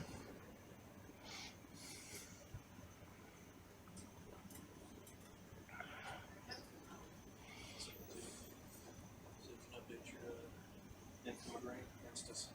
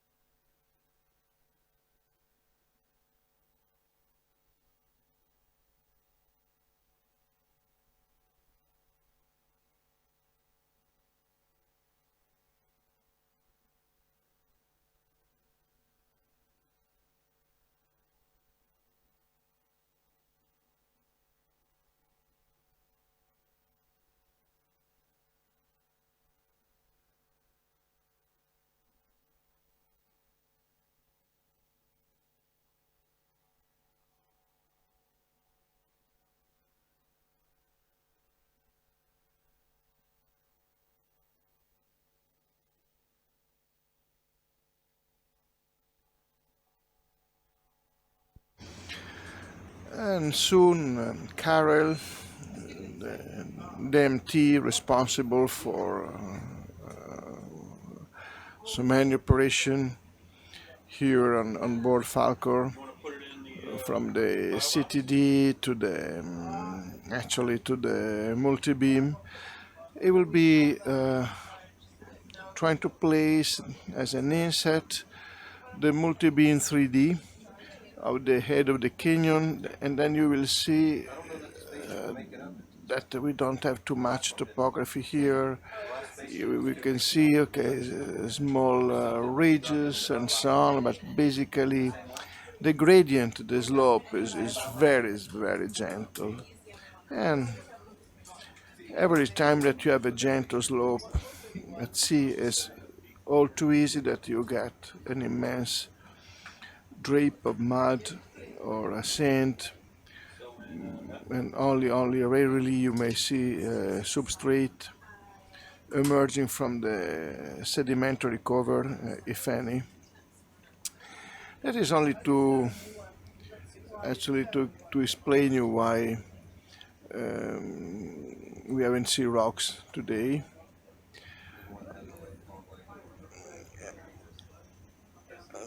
It may give you the impression of actually of steeper than real slope, because we put some exaggeration most times to enhance topography for us.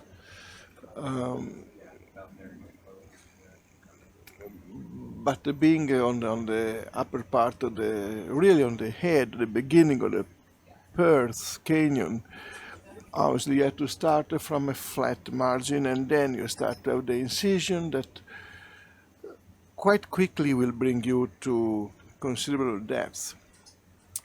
And today we decided to dive between 700 up to 300 meter water depth in search of muddy plain where to find solitary corals for the project, and this was exactly what we found. You may see the yellow spot on the Multibeam map, and this is the SuBastian, and the two blue spots are just the waypoint, so where we start deeper the dive, and the second one, much higher, is our ideal ending place. We are not going necessarily to reach it today. It's only for us to have a direction to follow. So you've been very patient to yesterday and today to be here and follow the Falcor adventure in the canyon. Possibly tomorrow we will have a more rough topography to visit, always depending upon the meteorite conditions, so the weather on the surface. But if it's reasonably good, as usual, the captain will be extremely helpful to permit a further dive for the expedition. The expedition is 90% based upon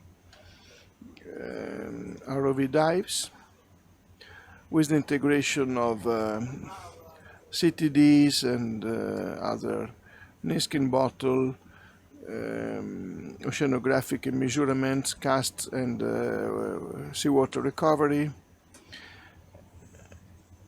The occasional collection of push cores for seeing foraminifera versus chemical properties and other properties of seawater, and also surface content in microplastic by towing a manta net. What we have done in Bremer, and also here in Perth Canyon.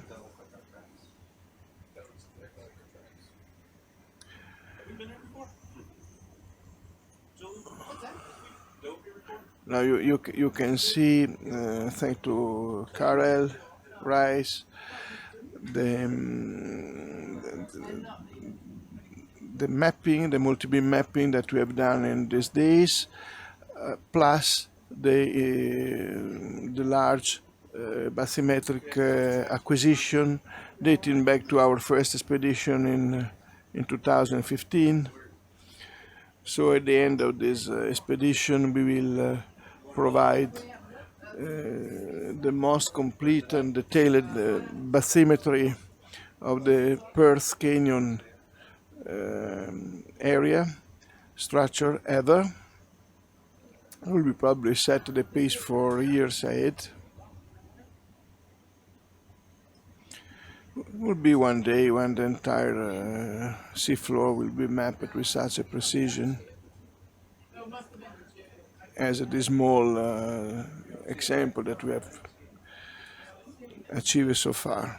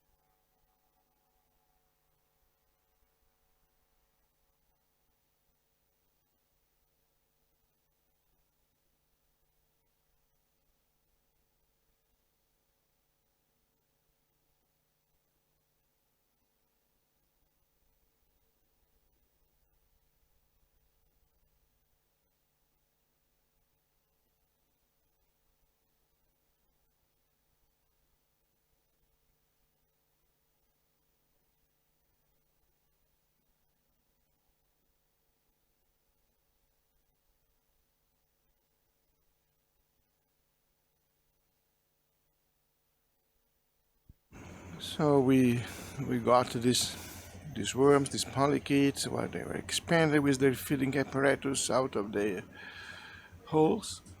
And they've been very quick to retreat. They respond immediately to disturbance to protect themselves.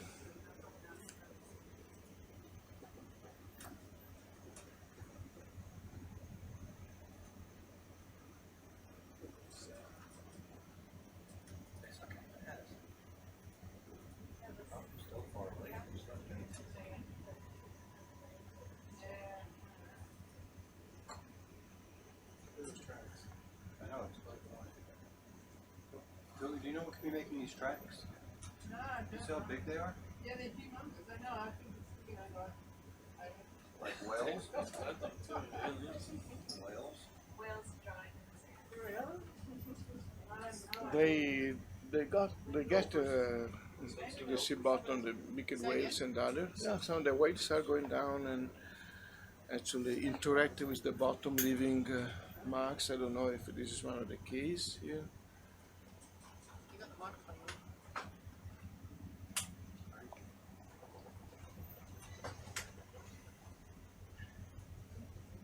If you were in the Mediterranean, I would say trolling, but You would say what? trolling. Oh, trolling. Some place in the Mediterranean there are completely plowed. You plowed. If you make a video, or even with a side scan sonar, you will see. It's like to put the trajectories of hurricanes in the last 100 years in the Gulf of Mexico. And then you start to wonder why you make a home there, the beach. Oh, yeah, nice one. Fantastic. Uh-huh. Yeah, grab that. And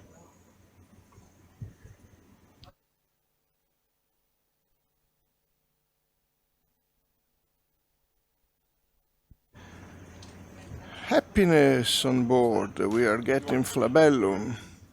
Yeah, if you don't mind. We were missing this one. That was again our prime target for paleoclimatic studies. And why so? Just to explain a little bit the logics behind the choice of one, let's say one coral versus another. For geochemical perspective, some are better than others. That's simple. This is true for, let's say, for the tropical coral reefs that were the first to be probed for geochemistry, being so accessible, and for, let's say, for years and years, beginning in the mid-90s of the past century, therefore of the past millennium, scientists started to understand and then to collect cores, understand the fact that corals were sitting there in a given place since millennia, up to hundreds of thousands of years. Of course, not the same colony, but the complex of a reef. And so recording what all the vagaries, the changes that the water was experienced, and it was actually a little bit the problem of the bleaching, the first bleaching that was also steering a lot of interest to see corals like monitors of the health of the sea. And people was using Poraites as a massive head coral whose skeletal structure was perfect for actually for working on the growth bands and extract geochemically important environmental information, beginning quite simple by using stable isotopes of carbon and oxygen, and then progressively becoming more sophisticated with the advancement of our knowledge about the chemical system represented by the coral and the ambient fluid, seawater, but also with a powerful advancement of the technology, not last the capacity of working on very small quantity of carbonate and with high precision. Deep sea coral came next, and we started to work on those basically I would say some 10-12 years after the tropical ones. They are monitoring differently the water column by intercepting signals in the intermediate to deep water masses. But again, coming to the fact that we are using some species as others not, some are better than others, the nature of the skeleton. Some corals are very porous, so unsuitable for actually slighting them and looking at the growth increments. And some are really clear banded, like Desmophyllum. That is our best candidate target species for hard bottoms. And Flabellum, that is our best species for soft bottom.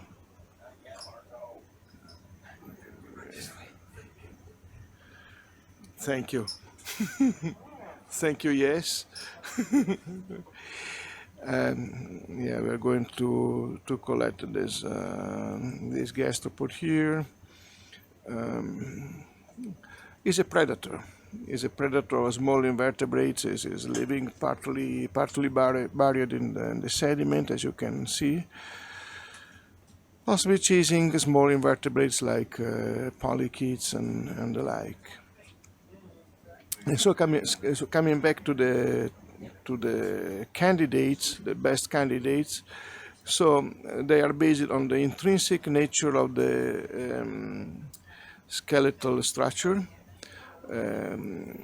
Well-banded, dense skeletons are preferable to unclear skeletal parts where it's not so obvious the annual increment, or maybe not dense enough and being therefore unsuitable for preparation or for presenting very reliable chemical signature. And the other, we prefer those species that are widely distributed. Desmophyllum being almost cosmopolitan, so we have Desmophyllum from Iceland to the Gulf of Mexico to the Mediterranean to the Indian Ocean, off Namibia and the Mozambique Channel, next to Antarctica, without getting into Antarctica itself. Flabellum, at least as a genus, is also cosmopolitan. And so we have Flabellum from the very high latitude, in such a case, even into truly polar waters. And both target species, they have fossil remains, so we have the possibility of actually also analyze the past paleoclimatology by using the same animal, same skeleton that we have today. And this is providing the fantastic opportunity to work out spatiotemporally the climatic changes in the global ocean.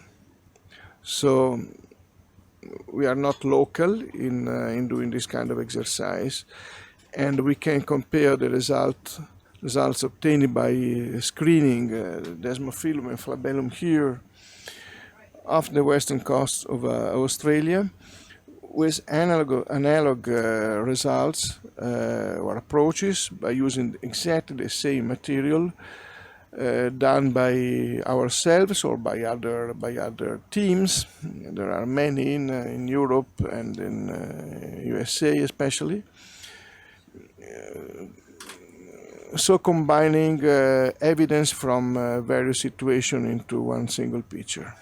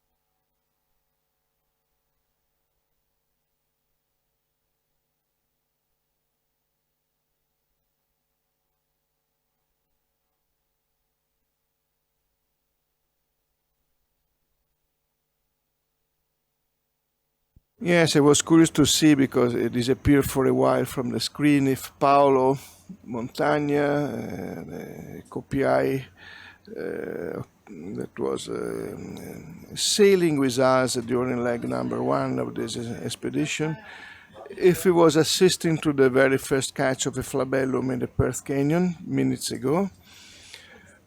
We got plenty of Stefano Chatus and maybe one or two other mud-seeking solitary corals, Paolo, but this was the first flabellum of the day, in 9.9 Celsius. So my question is this the highest, the warmest temperature we got flabellum during this expedition, or in Bremer they were also to be found at 10 plus degrees?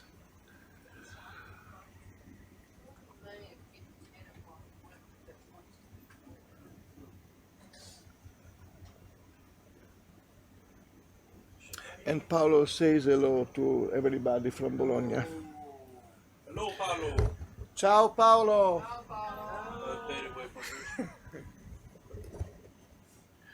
Yeah, it's not a big crowd today. Today is that we are traveling over mud, so the control room is kind of quiet. We have Cody, Gerard, Julie, and Malcolm just in this very second entered the room. Taylor, Dando, and Anna. So Malcolm, just Paolo, just connect. So if you want to say, yeah, you can speak. Oh, hi, Paolo. And how are you this lovely day? Now we have to read in the chat because we are not on the phone. So. Okay.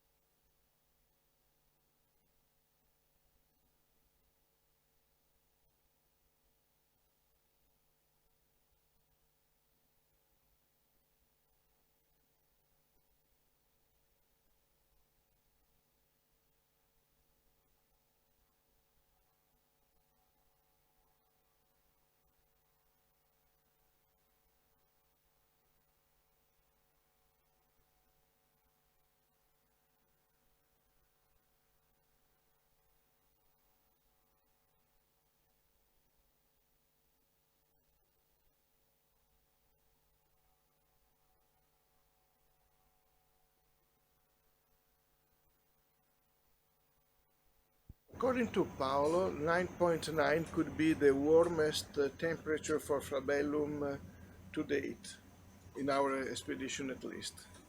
That would be great news then, to get it to the uppermost thermal threshold for this species. That's good. It would be also make sense with what we saw in the Mediterranean. So for people that is in a chat line, this is a live conversation between geochemists ashore and geochemists on board the expedition, same team. And for for us it's quite relevant to understand if some of this coral life has a thermal limit in both sense, temperature too low for them to survive, temperature too high for them to settle, because this is also providing insights about what we observe now many times, that there are onset and demises of coral growth in any basin one can think of, and is absolutely of paramount importance for understanding the climate and the impact of climate on ecosystems, in our case marine ecosystems, to understand exactly if there are these threshold values. This kind of observation is better when while done in nature. So here we are in really in the habitat. We are not forcing the corals. They either they are here or they are not. Just 1 second.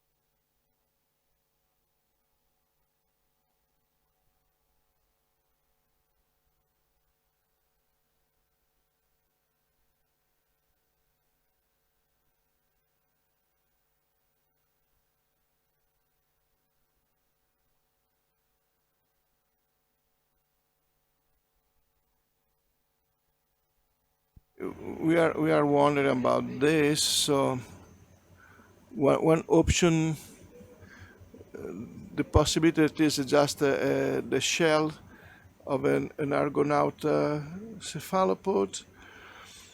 That would not really be a shell sensu stricto. It will be actually a sort of a teca provided by the female Argonauta as a case for the eggs that the cephalopod is laying on the bottom. The male being a very, very little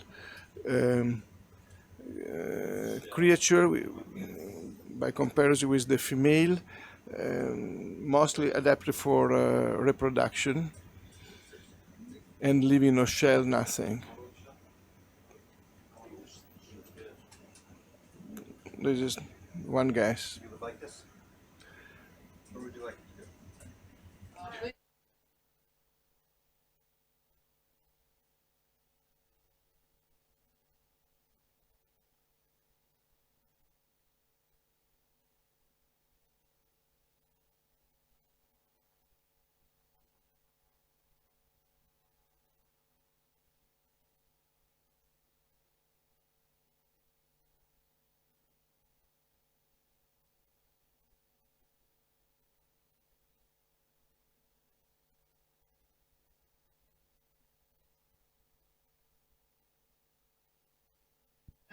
So as many as 3 sharks now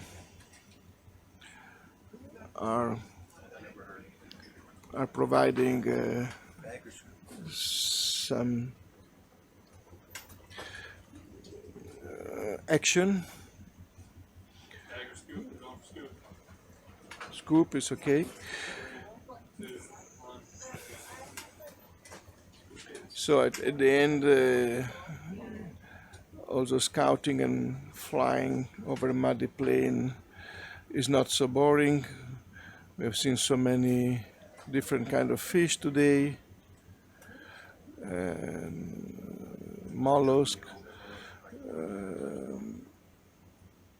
a lot of crustacean, and a variety also of cap corals.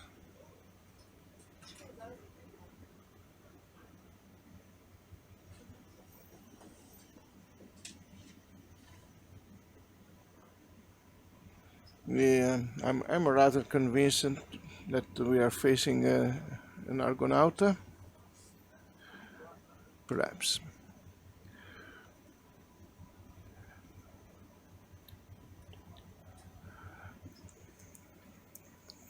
Fossil remains of this paper-like pseudo-shell are not very common, as one could imagine.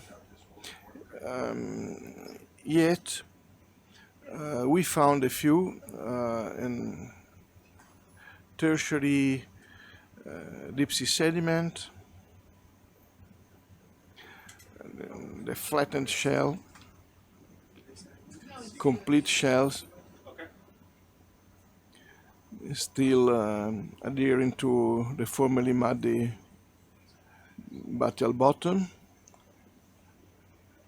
then transformed into a stiff clay or a mudstone.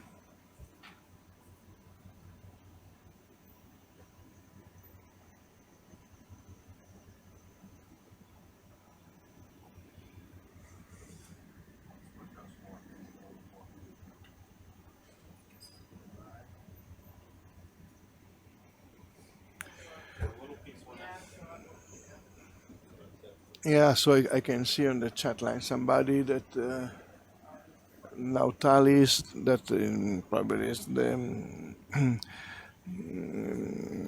intended to be Nautilus. Nautilus, the Nautilus shell are different. They are real shells. They have been, they are secreted by cephalopods like Argonauta.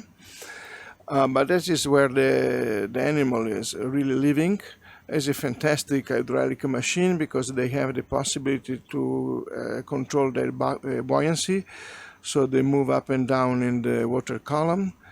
And there are probably 4 to 5 species around the present ocean, and they are really the epigons of one that was the most important and glorious clade of cephalopods on Earth. So nautiloids were actually ruling the seas, but then from the Mesozoic they drastically reduced to a few representatives. One rather common, Nautilus pompilius, and the other lesser so. And they post-mortem, their shell, because of the let's say hydraulic system they have, which permit air to be stored inside the shell, so the shell may float. And so it's not uncommon that on some shores, in Tonga, and the Philippines, and so on, remote islands mostly, you will find stranded shells of Nautilus.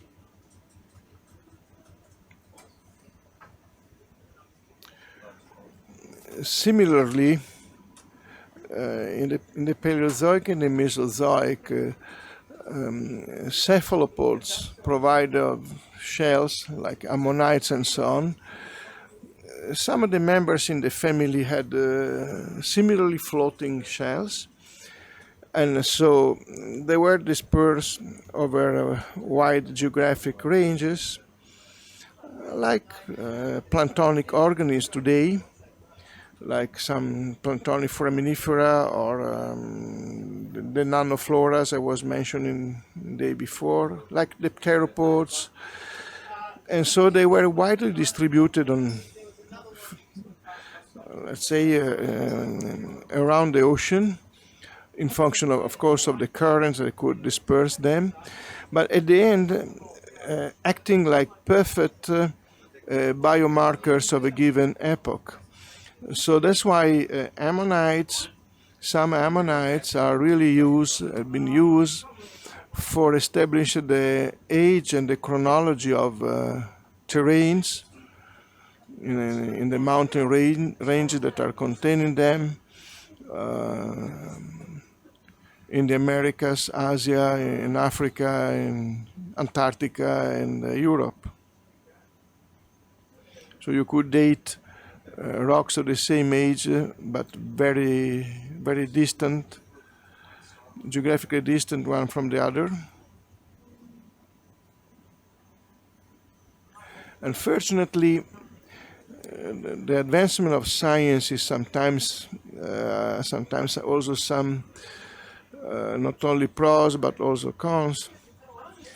And it happened that this kind of science was considered like a minor discipline, and so was slowly abandoned by schools, geological schools, maybe to give more space to new sciences like computing, modeling, etc. But then at the end we progressively lost a category of scientists capable to recognize the ammonites and therefore capable to inform the world about the age of a given rock in the Andes, or of a given rock on the Himalayas, or in the Appalachians. So once again, a good balance of good science needed to have a variety of different specialists. So the modeler needs somebody who knows the facts of the Earth. Otherwise, it will be a simulation that sooner or later will be without the real data.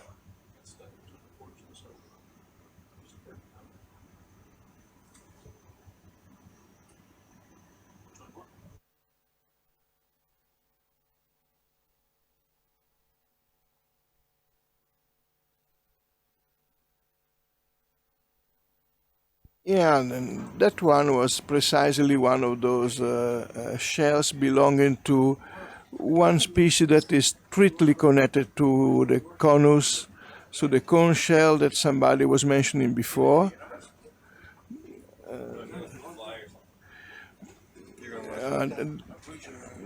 This is in effect, the superfamily is Conacean. So obviously here the mollusk, the gastropod, is no longer the owner of the shell that by now has been leased by a hermit crab. But during its lifetime, actually, it was a sea snail capable to predate upon other tiny invertebrates, and in the family many Conacean have developed the strategy of poisoning and killing the prey. Yeah. Would you like that? Do you want? Okay. If possible.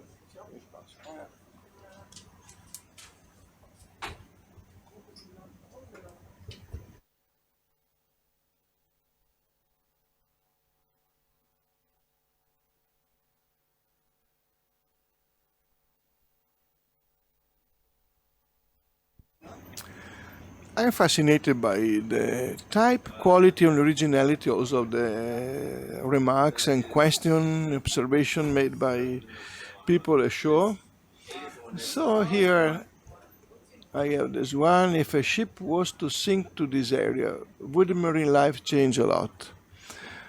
Excellent question. Now, so let's go through wrecks. So in principle, a modern ship, it would be just a collection of all possible toxic things that would discourage any life to settle on, from varnish, chemical, acids, etc., etc. Then, our experience with wrecks, including modern ships and so on, is that it doesn't take too long for a lot of marine life to exploit the environment, including our cold water corals.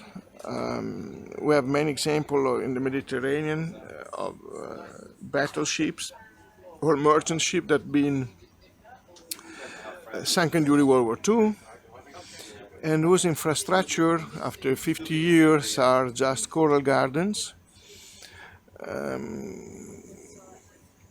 and also some of the Desmophyllum that, as I was mentioned before, one of the prime candidate, big specimen, also incorporating some iron oxide into the luster of the skeleton, possibly deriving by the fact that the ship is rusted. So without apparently suffering a major setback for that. I was always wondering when the ships were sunken purposely, also in shallow water for, let's say, for the enjoyment of scuba divers, to create some seascape in the area, if this was a good idea for marine life. So, to the best of my knowledge, normal ships are not harming the marine life, this by deduction, watching the fact that there is so much is growing on those. Plus, and this we have been already observed, infrastructures, especially if they are laying on a sea bottom that was previously only muddy or sandy, then they act as hard substrate, enhancing the biodiversity.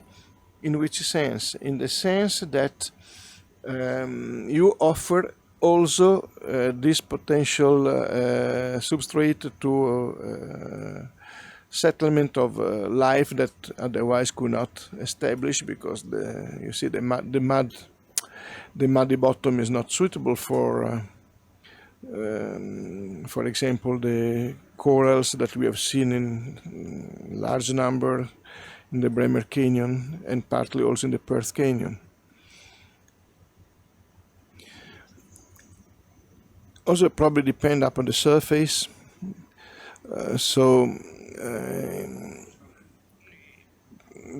Obviously, if you put an infrastructure on the bottom, is interfering with the previous situation, also by accelerating, diverting currents, bottom currents. This could be also non-very beneficial in specific habitats that are quite important and considered by environmental agencies as worth being protected, like the rhodolite beds. These are just areas where you have vast sheets of living and dead red algae, that are calcareous red algae, and they form distinct habitats. And if you are going to put an infrastructure on, then you will for sure impinge also detrimentally on this particular habitat, because it might first of all change the current regime, also by bringing about in one of the sides about the burial of this habitat that instead requires also always to be in the surface of the sediment and never to be buried, otherwise we stop to function, being the engineer's algae, therefore depending upon sunlight. So if you bury the algae, that's the end of the story. We had long discussion and evaluation on this problem in various international projects, which also were considered the wind farm as a new green form of energy. So the wind farm to be set offshore, but normally they do not float, so they have to be secure onto the sea bottom, and so we were evaluating the possible consequences on the surrounding habitats. afternoon. I moved you to the northeast.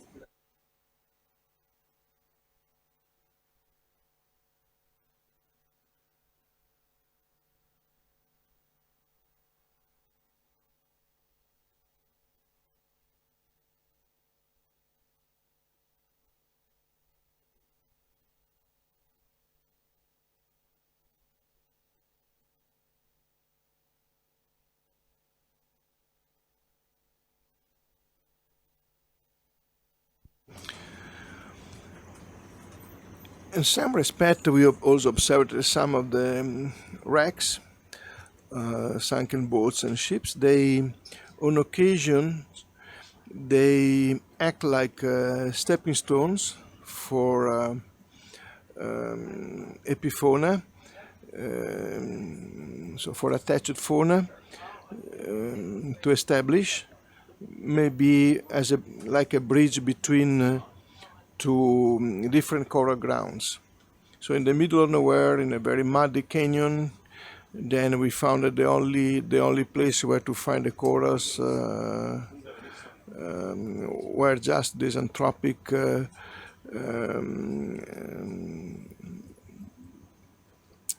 let's say infrastructures. This is also true for the oil rigs, so these missile oil rigs in the North Sea. Also, they have been monitored to see about an ecological outcome of this mission, and let's say being abandoned on the sea floor. And they observe important coral growth. That is not surprising because, of course, animals, if they can, they will exploit any potentially useful substrate.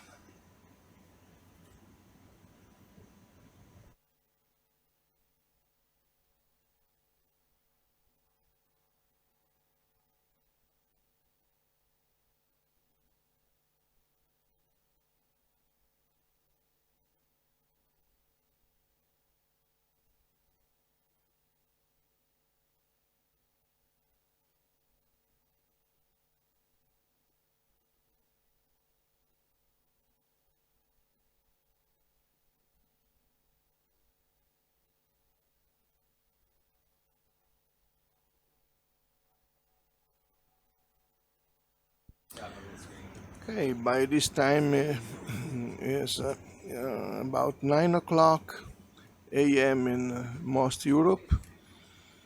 So if any Europeans want to show up on the chat line we have open, they are surely mostly welcome. Although possibly you have something better to do on Saturday morning.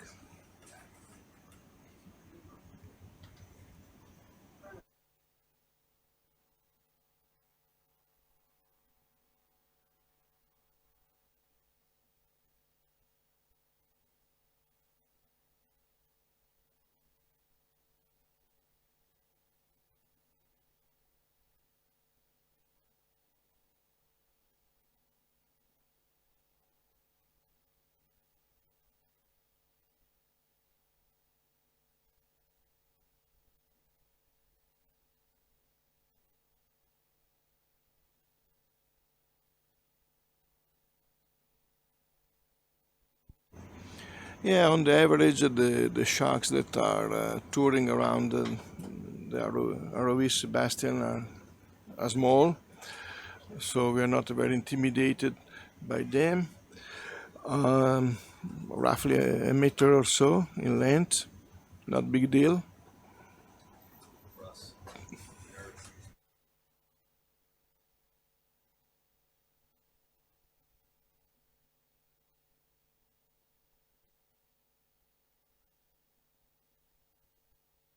By this time we had another turnover in the ROV team. So next to me there is now, as chief pilot, Russell Caulfield is a gentleman from Scotland, living partly in Europe and partly in Canada. I never fully understand how you could live contemporaneously in two continents, but this may happen.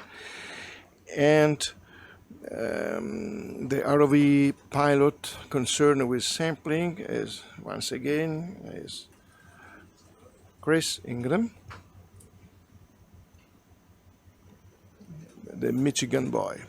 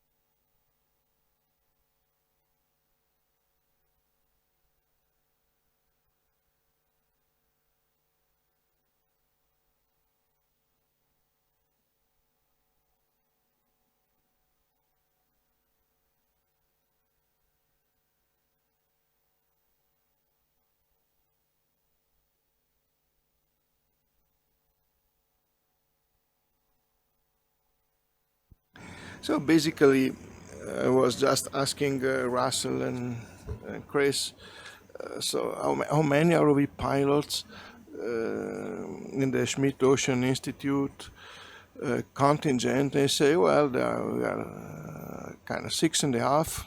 That is a strange, of course, number.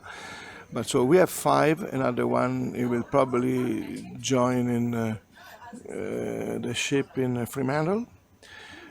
And another is coming less frequently, let's say less regularly on board the ship. Yeah.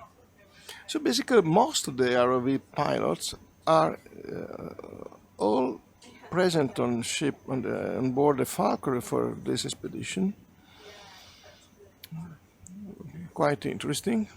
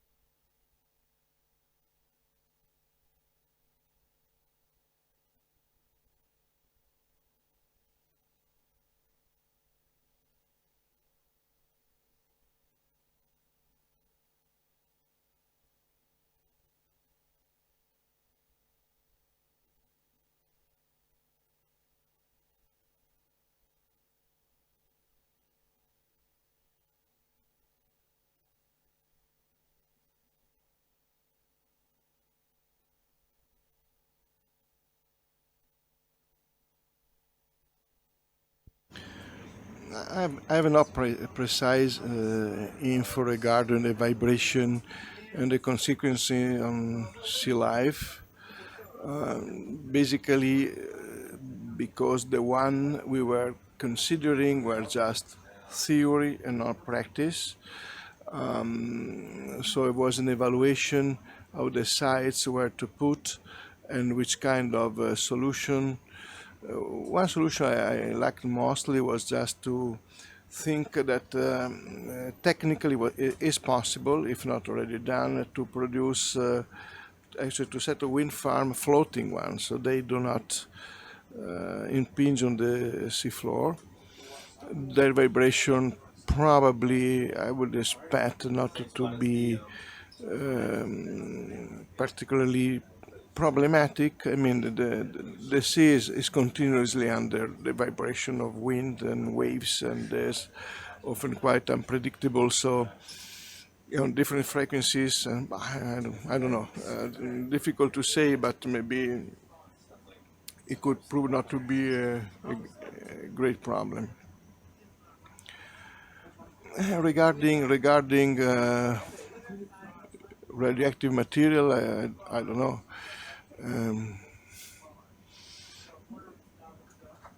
Some clays are a little bit more radioactive, so if you produce material out of them, you may have some, but I'm not sure that is going to be a real problem. What I know to be a real problem is that we are polluting the sea with conventional trash in a quantity that is absolutely unbearable, and that we are polluting the sea also because of our fertilizers and whatever we produce on land that in one another is getting its way to the ocean. And this is really scary, and sometimes I think that politicians, they like a lot that we are talking about global warming, ocean acidification, and things like that, to divert the attention from the fact that in a way or another we are really destroying so much of the marine realm through overfishing, and also because of coastal exploitation. Now to find pristine stretches of coastline in many countries almost a dream than a reality. Hotel, farm, towns. To me, this is the major and current threat to anything else. So one of the big damages of the ecosystem due to for instance, to the Indonesian tsunami was not the waves per se, that in a way are incorporating the long-term natural evolution of a place. But the fact that the returning waves were just bringing offshore and also in the shallow a lot of products of our civilization in terms of chemicals and whatever you may think of. Not very beneficial for marine life. Then also the creams that we are using to protect ourselves from the UVs, also those are detrimental for marine life. The antibiotics and other things that we are assuming, and when another, they finally will be pumped into the liquid system and get into the sea. They also interfere negatively on marine life. So the major problems are in a way underestimated, or we don't talk too much about. Also, because they are strictly related to our welfare. The distant problem, like the vibration of this, the occasional cable, I don't know, from an oil company making some seismic, they are creating a general outcry, and in the meantime the serious threats are going to continue and to be increased exponentially. That is my personal opinion.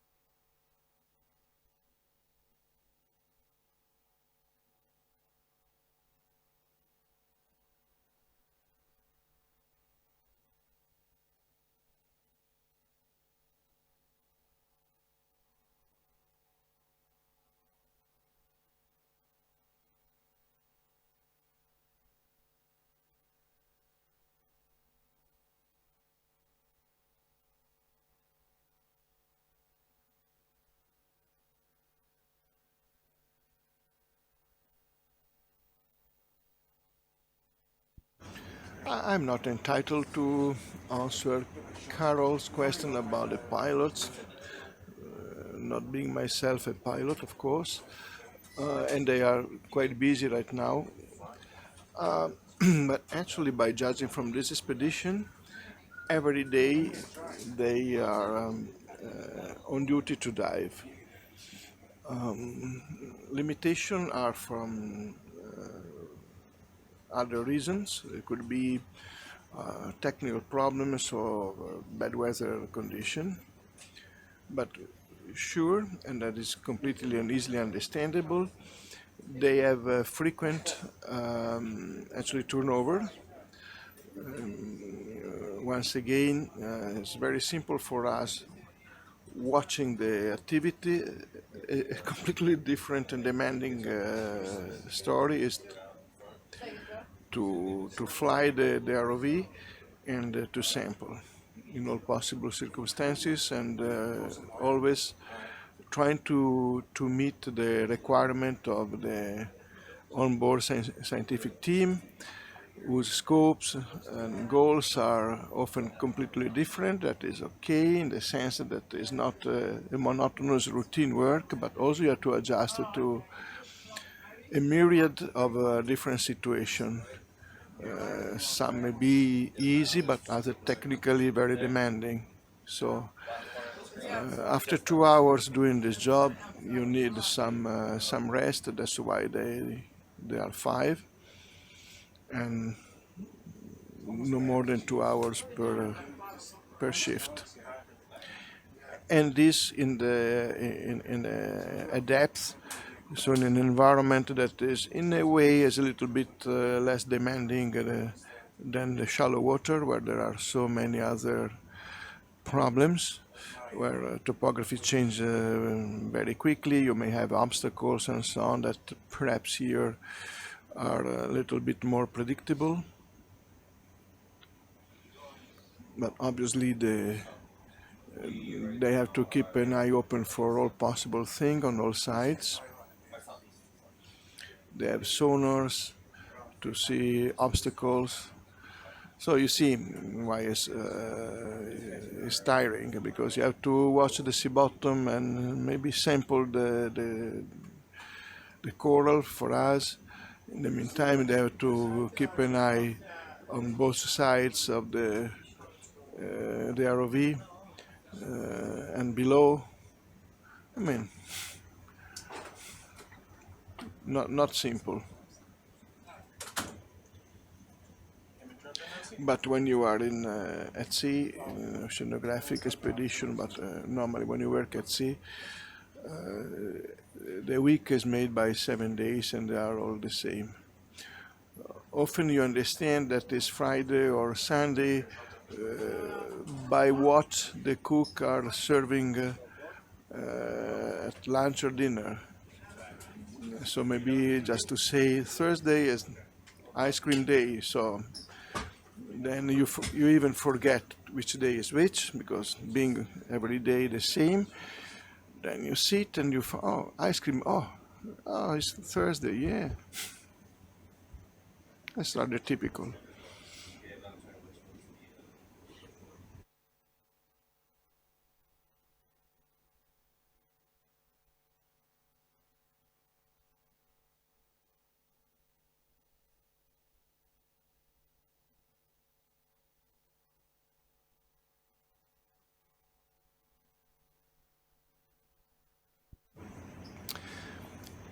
Yeah, coming back to the pilots, so yes, obviously we do not dive 24 hours a day, so normally these are a day operation. So in principle they allow 12 hours for the ROV, but in all honesty, I know that is much more than that, so they don't have 12 hours. Forget about having 12 hours off, free, because they have to check and to maintain the ROV. So every day they spend hours in their hut by looking and fixing and controlling the SuBastian for the next day. And that's normal routine. Think about if you have an emergency.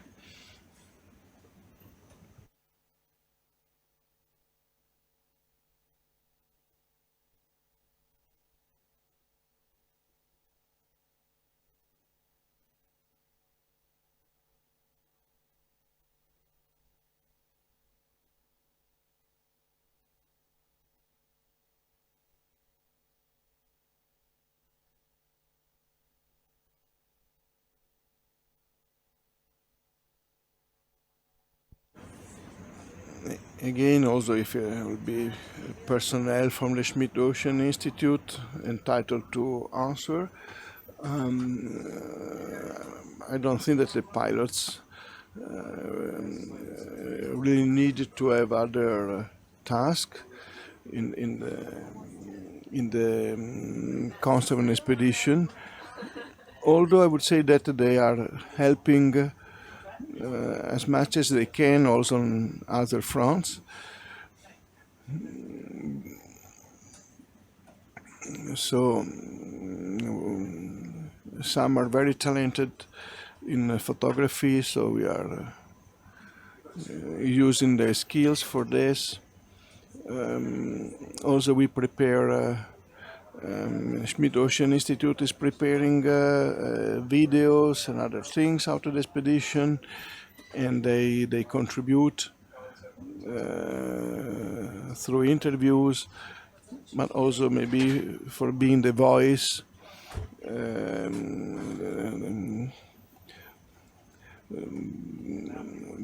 and conducted the narrative of the video itself.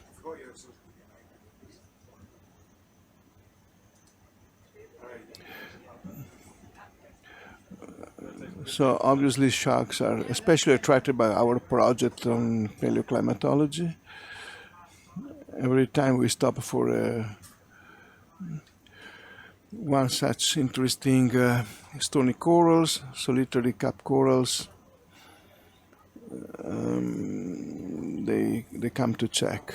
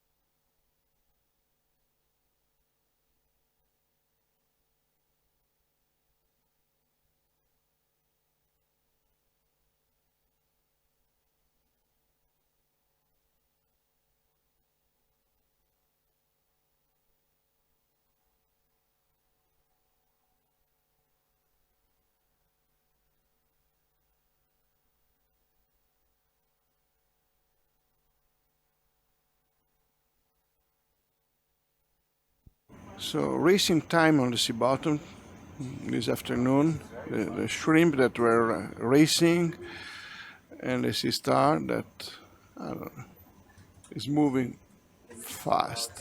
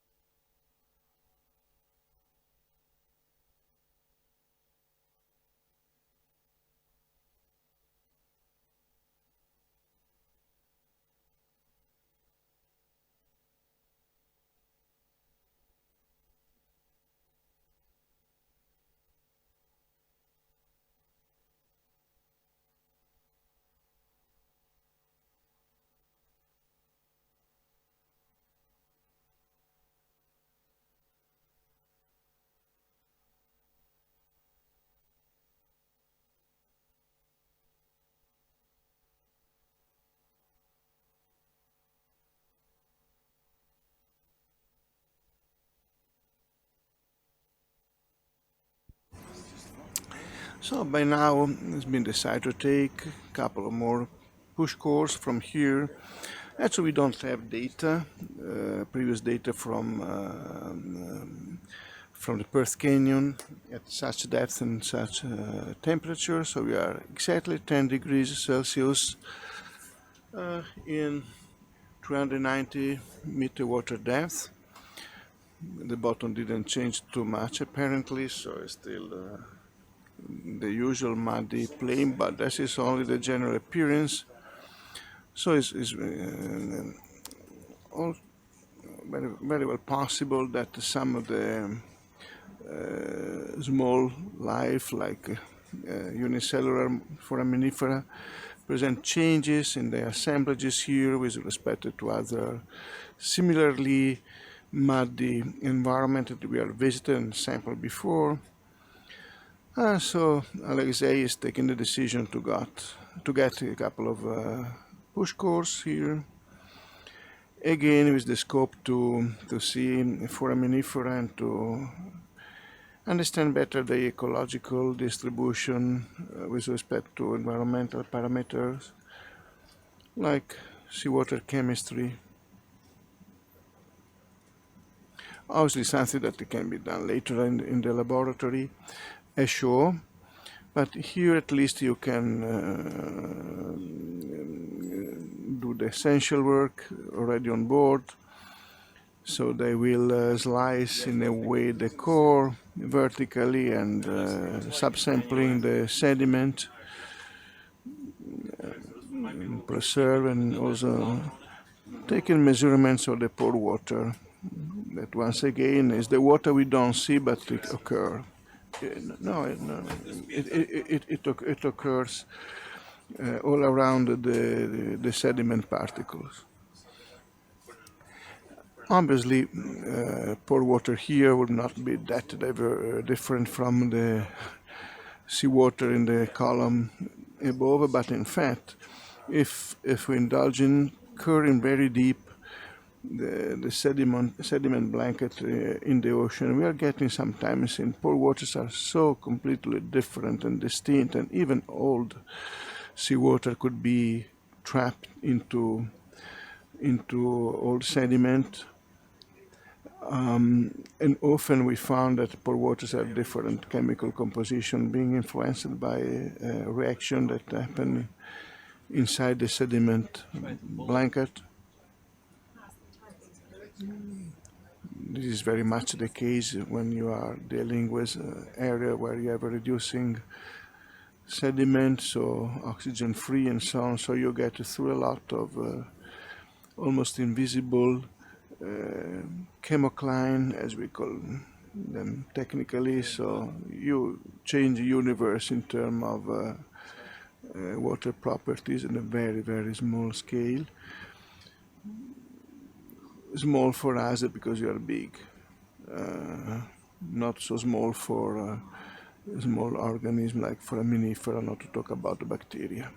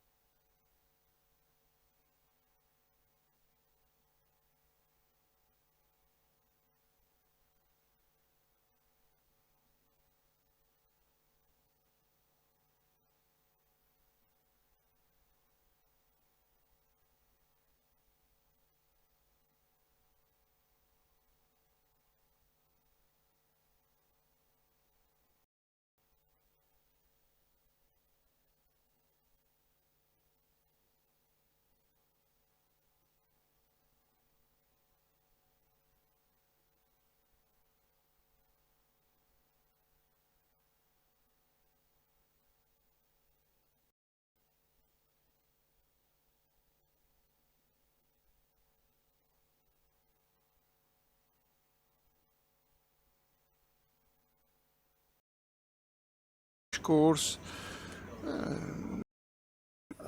from this water depth here. During our previous exploration in the Perth Canyon 5 years ago, actually our activity, including water sampling and ROV exploration, never really reached so shallow. So we are very pleased by this apparently monotonous dive today, to have really found so many corals in a temporary regime of 9 to 10 degrees. So these are the warmest we have found in Perth to begin with, and to have actually achieved so much biological and information also in for habitat mapping of the Perth Canyon system up to 290 meters. So we have still about half an hour to go before calling off also dive 330 of ROV SuBastian Schmid Ocean Institute. Good day for geochemistry, but also I would say for biology. We have seen a number of animal life on the bottom, a lot of fish, acting, crustaceans, echinoderms,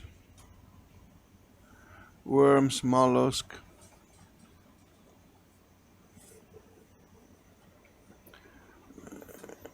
And regarding cnidarians, mostly the not too many we saw were ascribable to Scleractinian, so to the stony corals that are central to our project.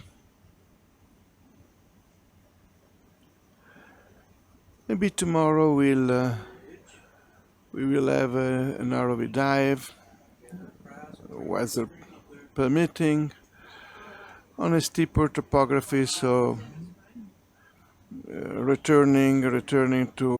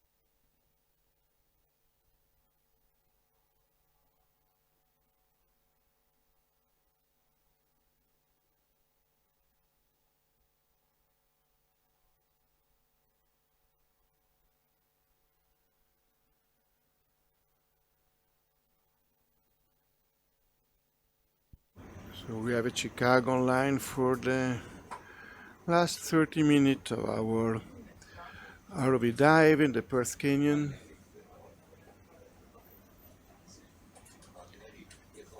Hoping to see something interesting for you people ashore. Maybe this ophiuroid, this brittle star can make.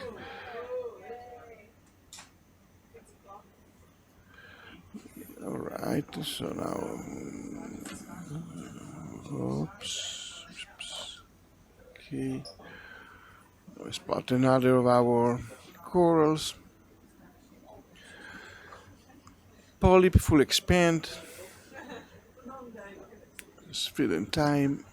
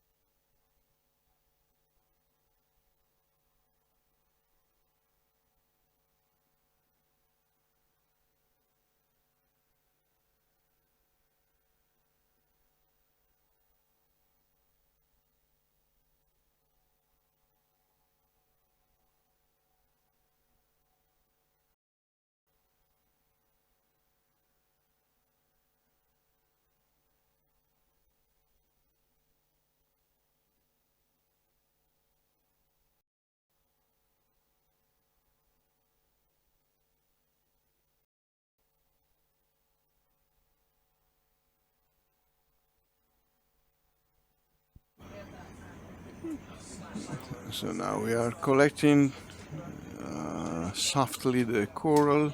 There is a wandering polychaete around in a tube. We have seen this kind of polychaetes a few times during our expedition. In Bremer Canyon, some spot it was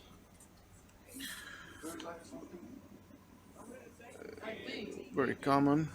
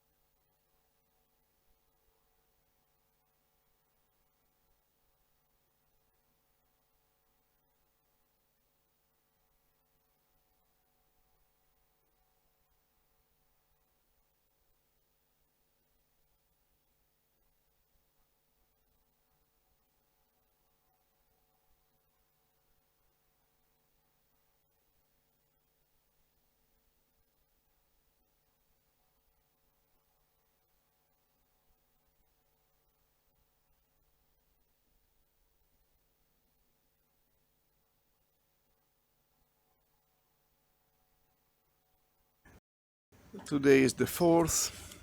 We have done in the Perth Canyon, to be added to the 2 we did in the Lewin Canyon and the 10 dives that we accomplish in the Perth Canyon, the southwestern part of Australia.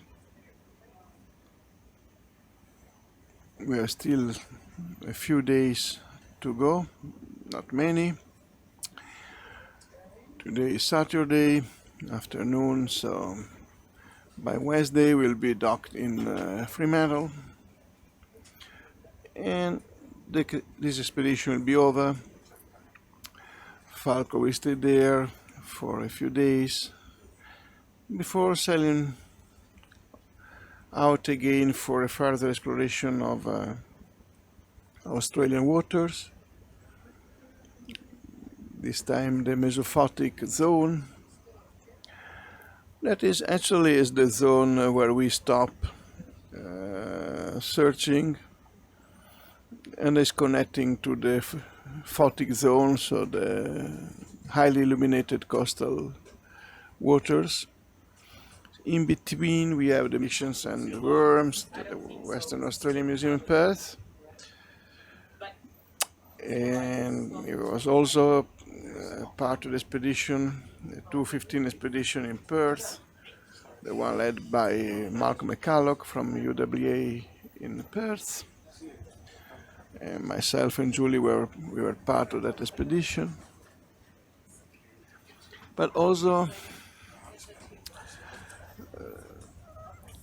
Anna Hara, that is she is the current biologist on board Falcor, again representing the Western Australian Museum in Perth, and she too fascinated by crustaceans.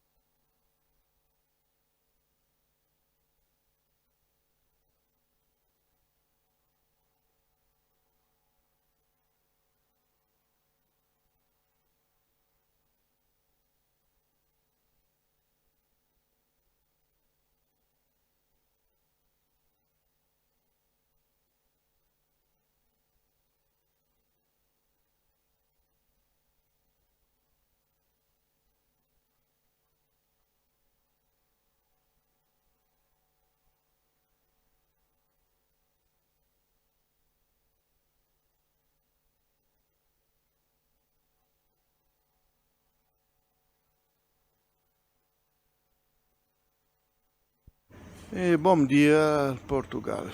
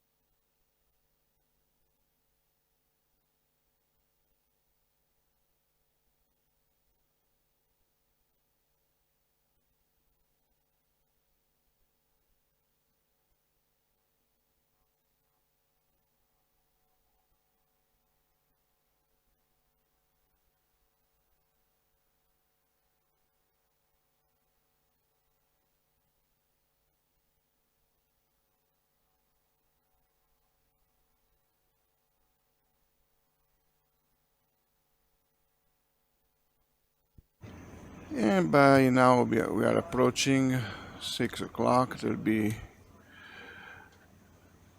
calling off time for SuBastian ROV dive 330.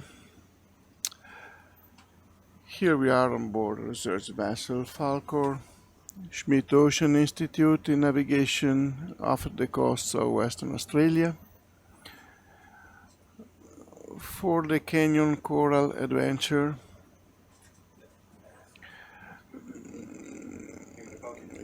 Tomorrow, weather allowing, we will have a further dive, hopefully. It would be on harder substrate than today. Today we were just targeting the muddy slope here. It was a very important day for the project because it really wanted to find out if there were cap corals. And here and shallower depth anyhow than the previous investigation in the Perth Canyon, and at a temperature considerably higher than the previous dives, since we sample corals at 10 degrees Celsius. So the warmest ever in the Perth Canyon. And by this time, the ROV pilots are still Russ, the ROV team supervisor as Jason,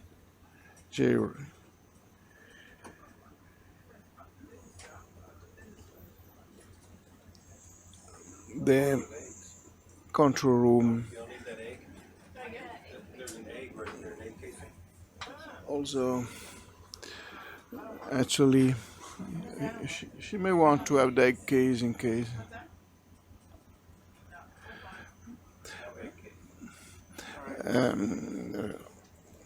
So by the end of the day, we have Anna and Dando that were filing all the data we collect in the sea log and in the squidle systems. Julie Trotter, as PI of the expedition, was most of the time here, looking for the occasional coral. Helping in that by Taylor.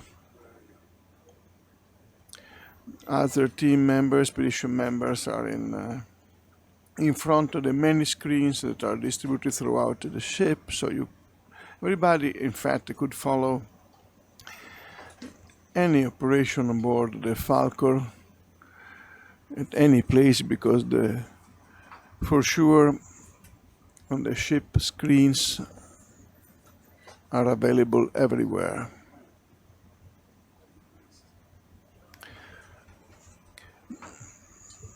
So the team is composed mainly by geochemists from the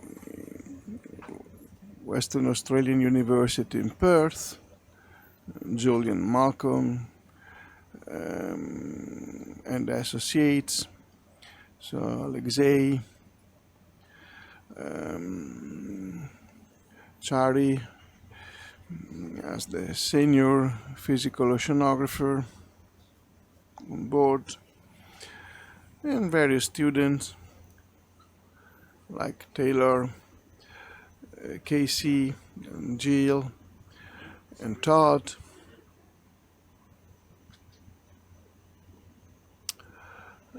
And also an Italian contingent, part of this project since the very beginning, with components by now ashore because they went back to CNR in Italy. So Paolo Montagni and Federico Fellini, in fact Foglini, but just to make a sound that is familiar to most people, internationally speaking. And Alessandro Remia, nicknamed Dando, and myself, Marco Taviani, from the Institute of Marine Science, CNR in Bologna.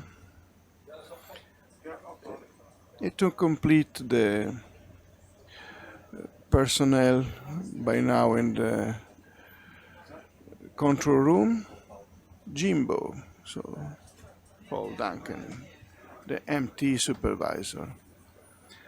So once again, thank you everybody for having been with us during our trip on the sea bottom of the Perth Canyon. There were 9 hours overall on the sea bottom.